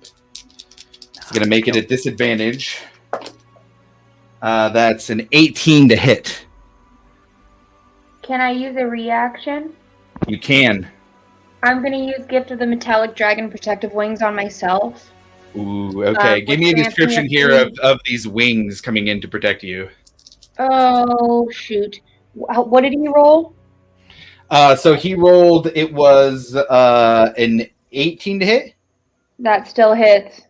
Oh, does it? Okay, so Can I do cutting words? I don't think you can do both. Okay, But if so you wanted to use instead of- cutting words instead of the dragon wings, that'd be fine. Okay, I would like to use cutting words to expend a bardic inspiration. So I will roll a d8. Okay. It's a 3. So Still it's hit? down to 15. Does 15 hit your AC? Yes. Yeah, so that'll still hit. And because it's a roll, that one you do have to burn on the cutting Yep, words. yep. Okay. So that is going to be 9 points of piercing damage and 6 points of poison damage. Whew. So 15 damage total. Correct.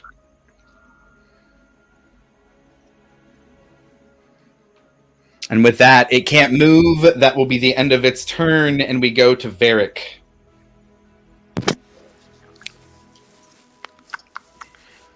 If I stand on the table, am I able to reach the thief? With your glaive, it has a 10-foot reach, right? Yes. Then yes. Okay. Varric jumps on the table.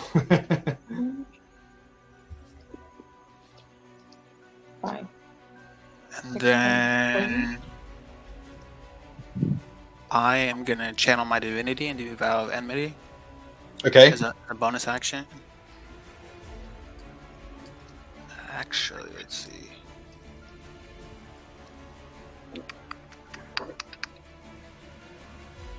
I'm not gonna do that. Actually. Okay. Yeah, no problem. I'm just gonna do a straight roll. Okay. Go ahead and roll that attack.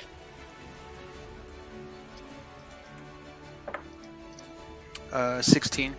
16 just hits. It is going to. Oh no, sorry. That's a different thing. So yeah, 16 hits. Okay. Let's see.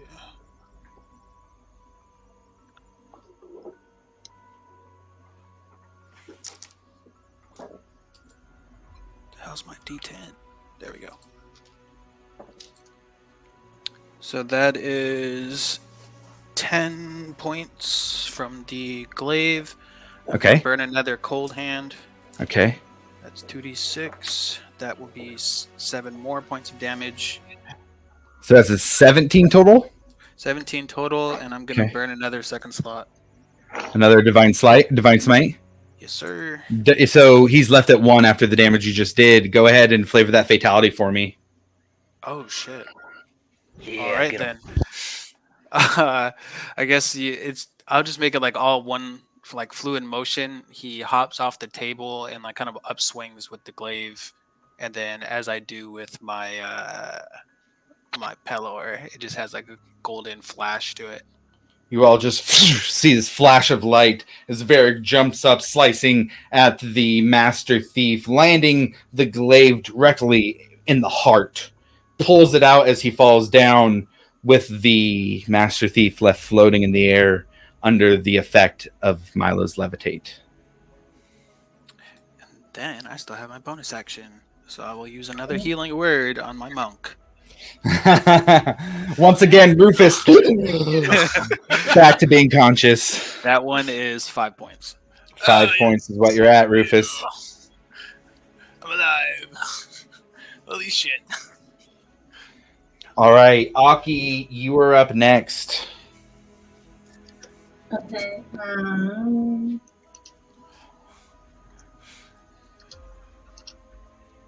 Okay, let's see. So the Master Thief is down and out, Correct. and then And floating in the air. Floating in the air. The Goblin is in rough shape, and then what's up with the Mage? The mage is invisible right now, so you can't really tell. That's right. Okay, so I pretty much just can I see the Goblin from where I'm at? You'd have to jump over the bar where Breck is to be able to do so. You'd have to move 15 feet. Okay, so he is within 15 feet of me. You'd have to move 15 feet to see the goblin. They are actually only 15 feet away from you, though. Okay. Let's see. So he's the only one within 30 feet of me, though. Well, no, the mage. So you're right here. The last you saw, the mage was over here, and you heard footsteps moving over into the corner. You know the mage is still blinded, but is also invisible. Okay, I would like to play my Pipes of Haunting. Okay. That's a charisma save, if I remember correctly. I don't see that. Let me read it real quick. No, it's a DC 15 Wisdom. Wisdom save. Okay, got it. And I want to cast that for both the Goblin and the Mage. Okay, so the mage rolled a 16. Okay. The goblin, let's see what their wisdom is. It was a natural 18, so they both make the save. Damn. Okay. Let's see here.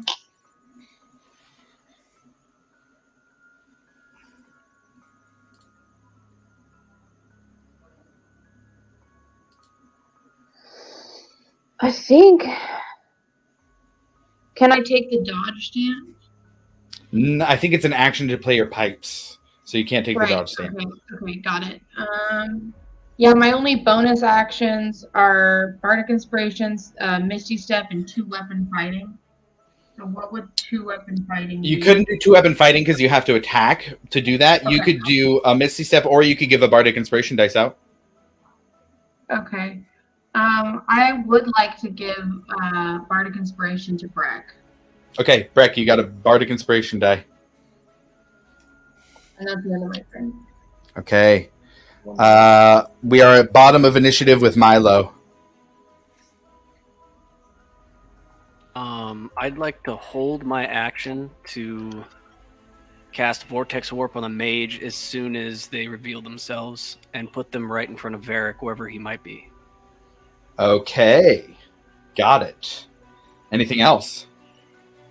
Actually, you know what? I'm going to reverse that. I'd like to send Varric to the mage as soon as they reveal themselves.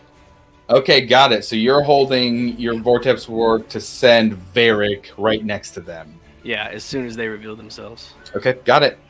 Okay. Anything else? Rufus is back up, right?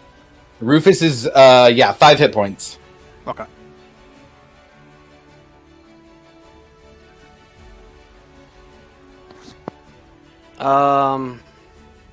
Yeah, I'd like to get Blot on the table and just send him Okay. in that corner.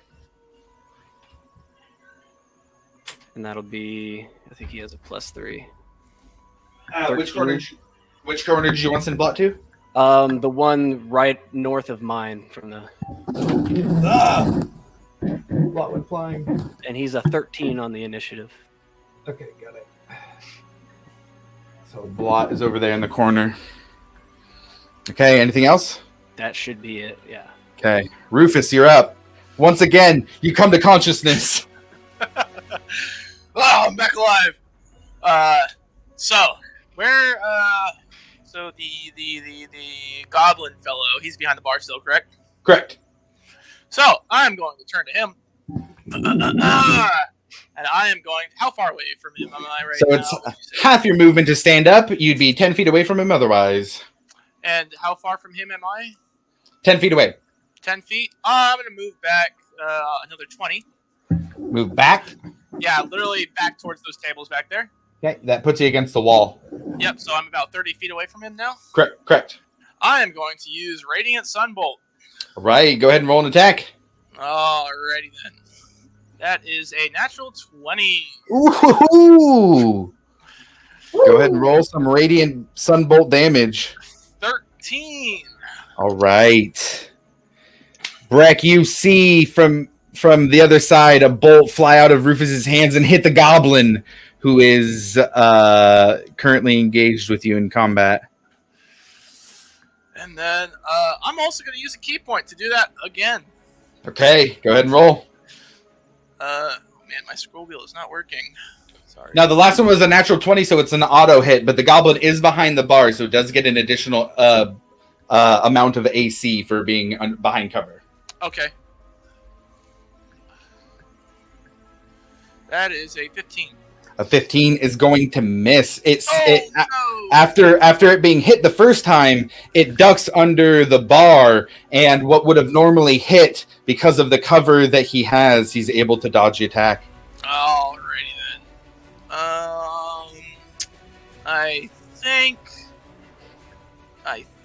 that's going to end my turn. Okay.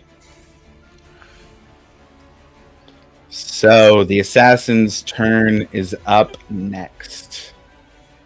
They're going to take a look at Breck in front of them, and no longer blinded, they're going to use their short sword to make 2 more attacks.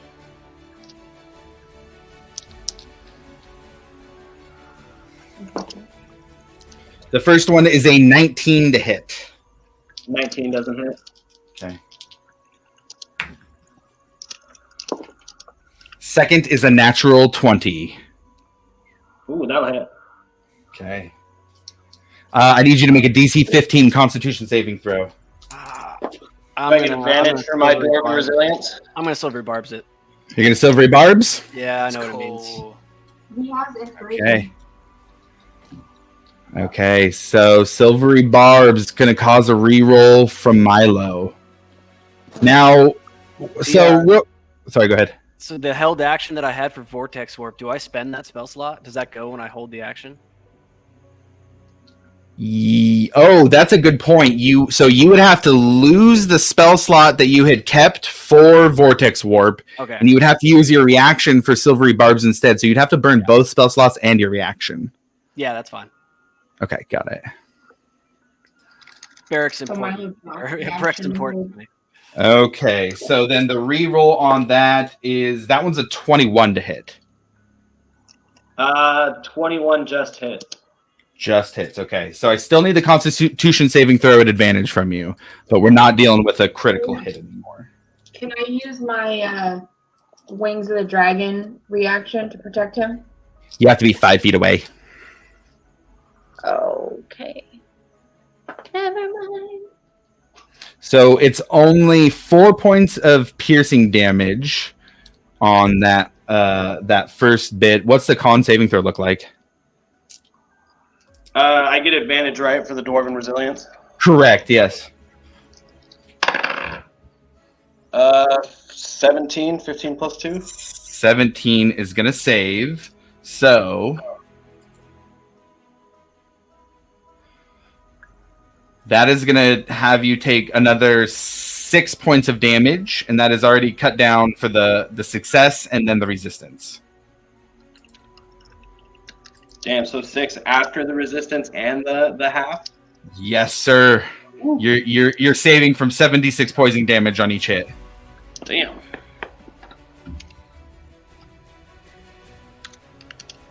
Okay. So with that, the assassin is going to, let's see here. Yeah, they're going to take their chance and they're going to run. They're going to try and jump over the bar. I'm going to opportunity attack. Okay, they're going to jump this way. All right, go ahead and roll an attack.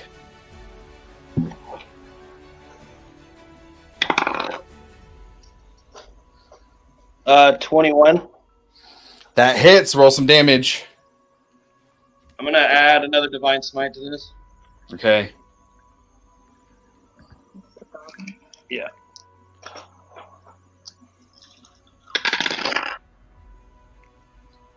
Uh, 9 points of bludgeoning damage, Okay. and then 11 points of radiant damage. Flavor that fatality for me, bro. Nice. Cool. So kind of as he's going over the wall, he just stabbed me with the short sword pretty good, and then he turned to run like a coward. And as he turns his back, I'm just gonna clock him in the back of the head with the mace, kind of like pushing his momentum further, trying to like just throw him as far as possible. And what all of you see is as this goblin jumps, he hits it, and like so basically the body of this goblin starts to do like gainer backflips in the air, but with arms spread, completely ragdolling out. Flies, he hits him so hard, flies across the tavern against the side wall and falls down dead on the ground. Yes, sir. Good job. Good form. All right, the assassin is dead. The mage invisibly is going to run away. Aki, the mage would have to come within 5 feet of you in order to run away. Give me opportunity of attack. It does. They are blinded and invisible, so it is just a straight roll. Let's go. What do you mean by that?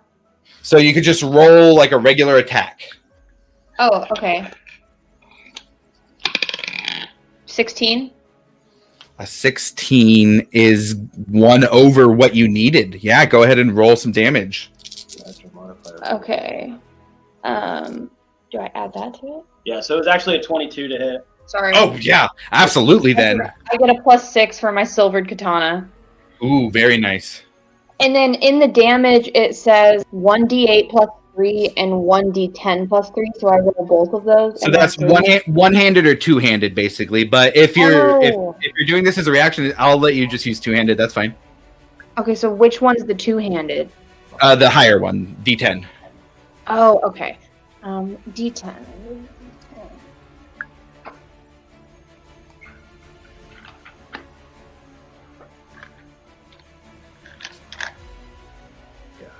This one? A 4 plus 3. So 7. 7 points of damage. Okay. You hear her cry out, "Ah!" as you slice her with your silver katana. But she does survive. And invisibly is going to use her Does that break action. the invisibility? It does not. Okay. Making an attack or casting a spell will break invisibility. Let me double check. I don't think it does, but let me double check. Okay.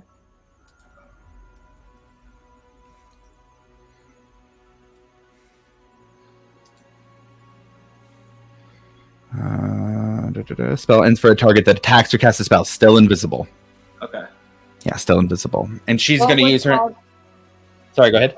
I was just wondering what would cause the invisibility to break if it was a hit.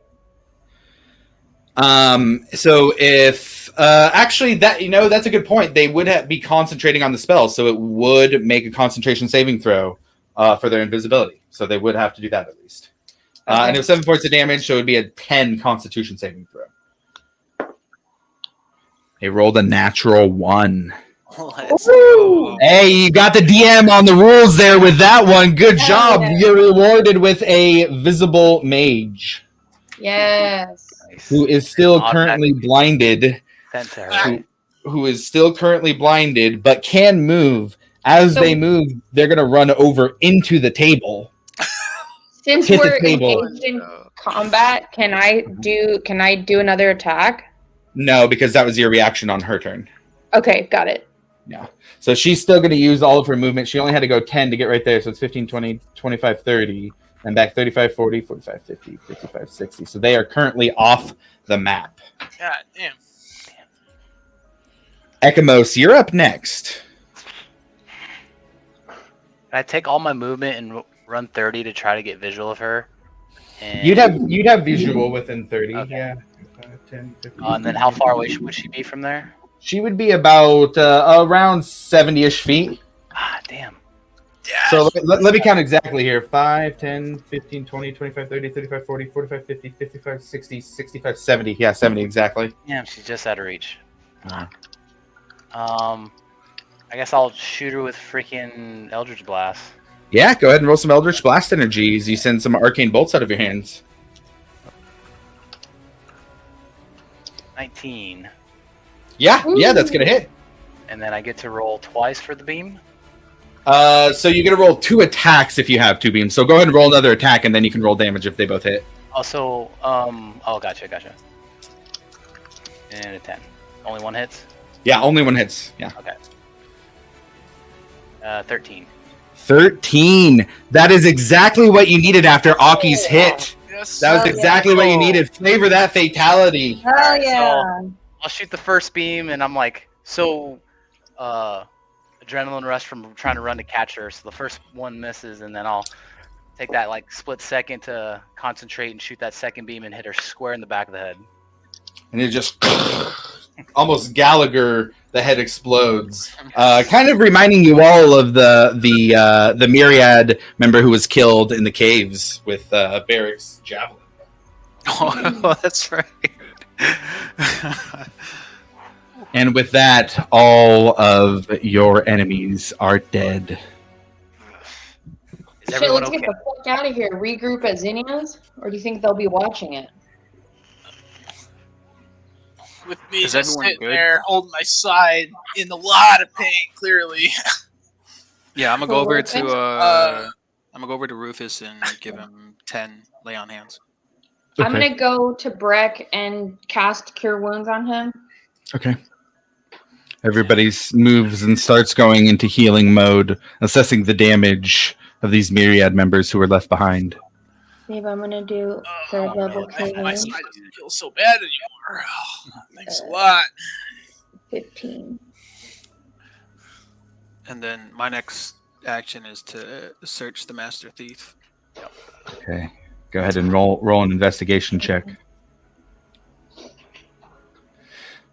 And while you're doing that, I want to ask specifically, what's Milo doing in this moment? My mom.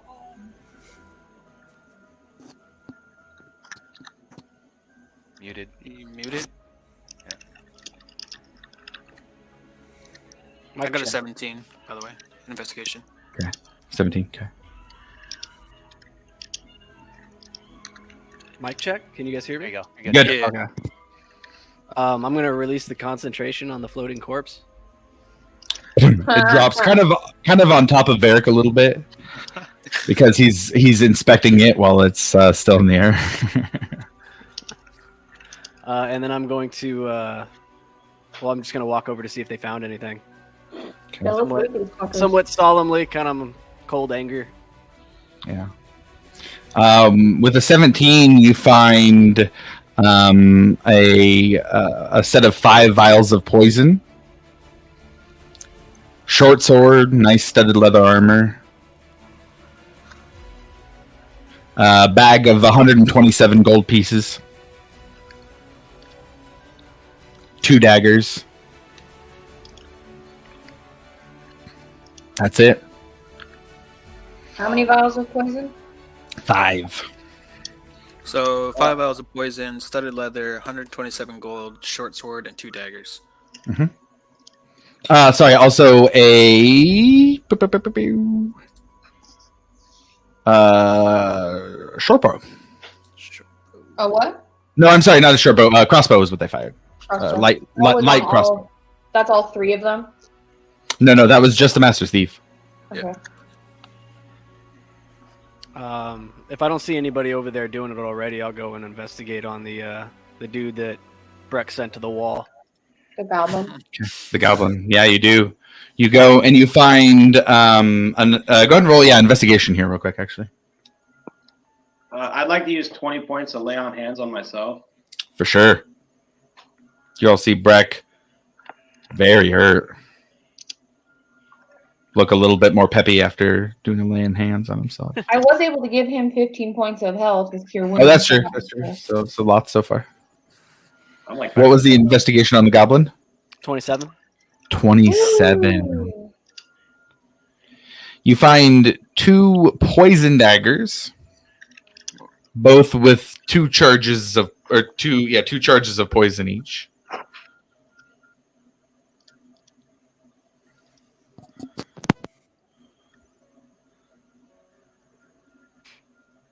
I'd like to go loot the mage.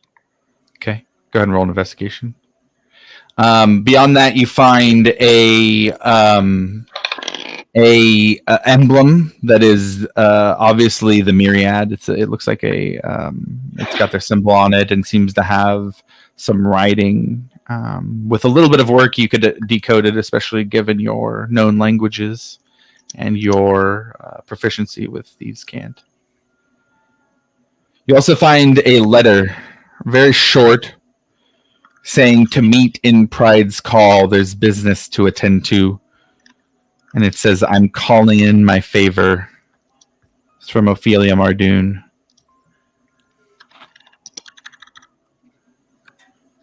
You find a light crossbow there as well. And 2 potions of invisibility.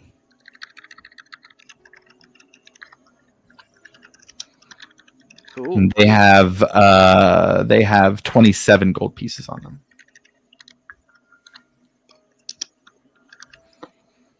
And go ahead and roll that investigation on the mage. I rolled a 16. Can I use my inspiration? Yeah, that's fine. So how would that work? Would I roll with advantage? Yeah, you can just roll another time and see if you get higher. If not, then it's just Nope. what it is. Not higher. So 16.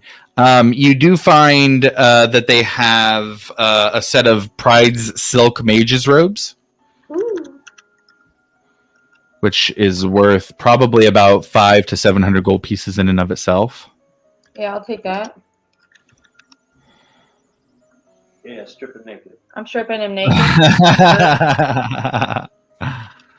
And you do find a spell scroll that has sending. Okay. With the sending spell? Mhm.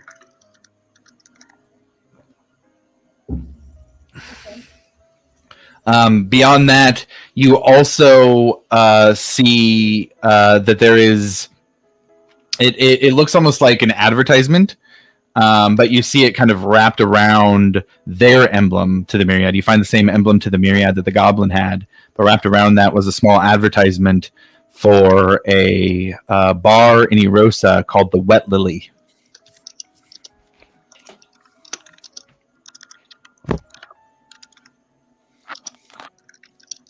The Wet Lily. Yes. And for those who have been through Erosa, you know that there are 2 bars in Erosa. There's the Gilded Lily, which is considered the nicer one, and the Wet Lily, which is considered the more rundown one. I'm going to pass out 4 gold and 5 silver to each person. Well, that's so sweet. Thank you.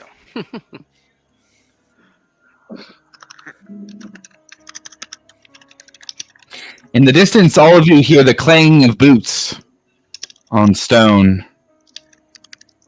It's not a large jump to think that the Righteous Brand are on their way after everything that just happened. We should go out the back door. Immediately? Question mark? I was You said the gonna Righteous say, Brand is on the way? they don't got The Righteous time. Brand is on their way. I just got my ass whipped. I'm down to go wherever. I was gonna say, I have a weird thing where I can talk to the undead if we wanted to question these guys. Or no? Oh, that's cool. And I kind of like look at Varric. I don't know if he's there, but I'll look at Varric if he wants to do some interrogating. Well, it sounds like we need to get going. Yeah, Should we take the bodies with us? take the bodies with us. The thief is pretty large. Yeah, And we could take the goblin. He's tiny. we don't have a good relationship with goblins. Eh.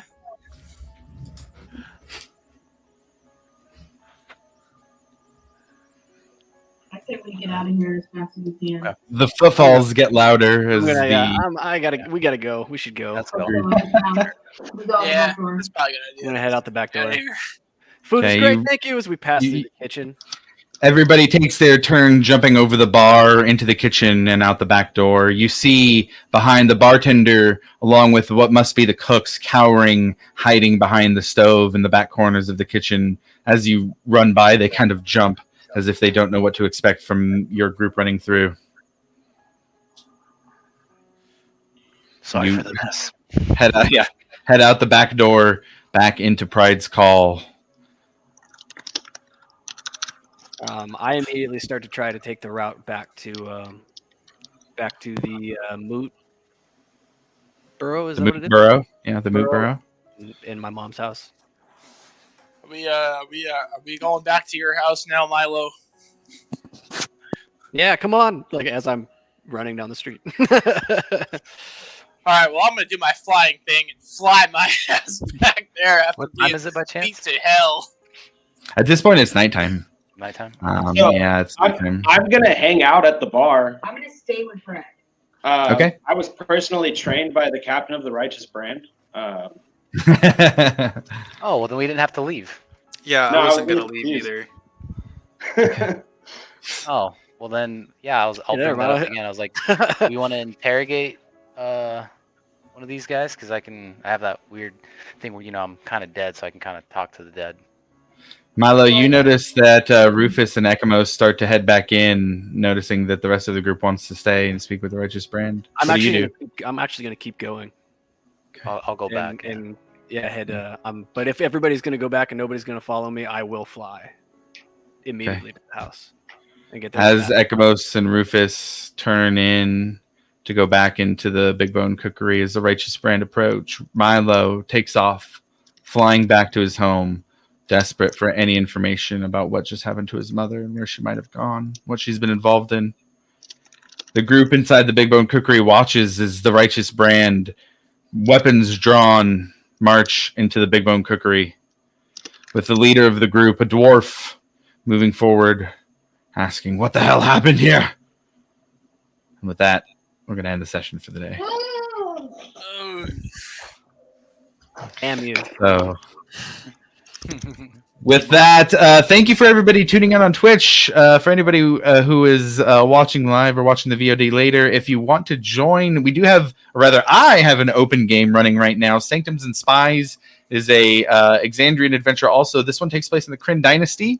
It takes place in the same time period, 841 PD, but explores the dynasty and some of the history of what the dynasty has done, how they came to be, and potentially a hand in help shaping their future. We are starting off in the Asarius, the City of Beasts. We had session 1 this week, and it was an absolute blast. So if you want to join in on Sanctums and Spies, check out the links below. There's information down in the panels on how to join through startplaying.games. And with that, we'll catch you next time. Thanks for watching. Bye.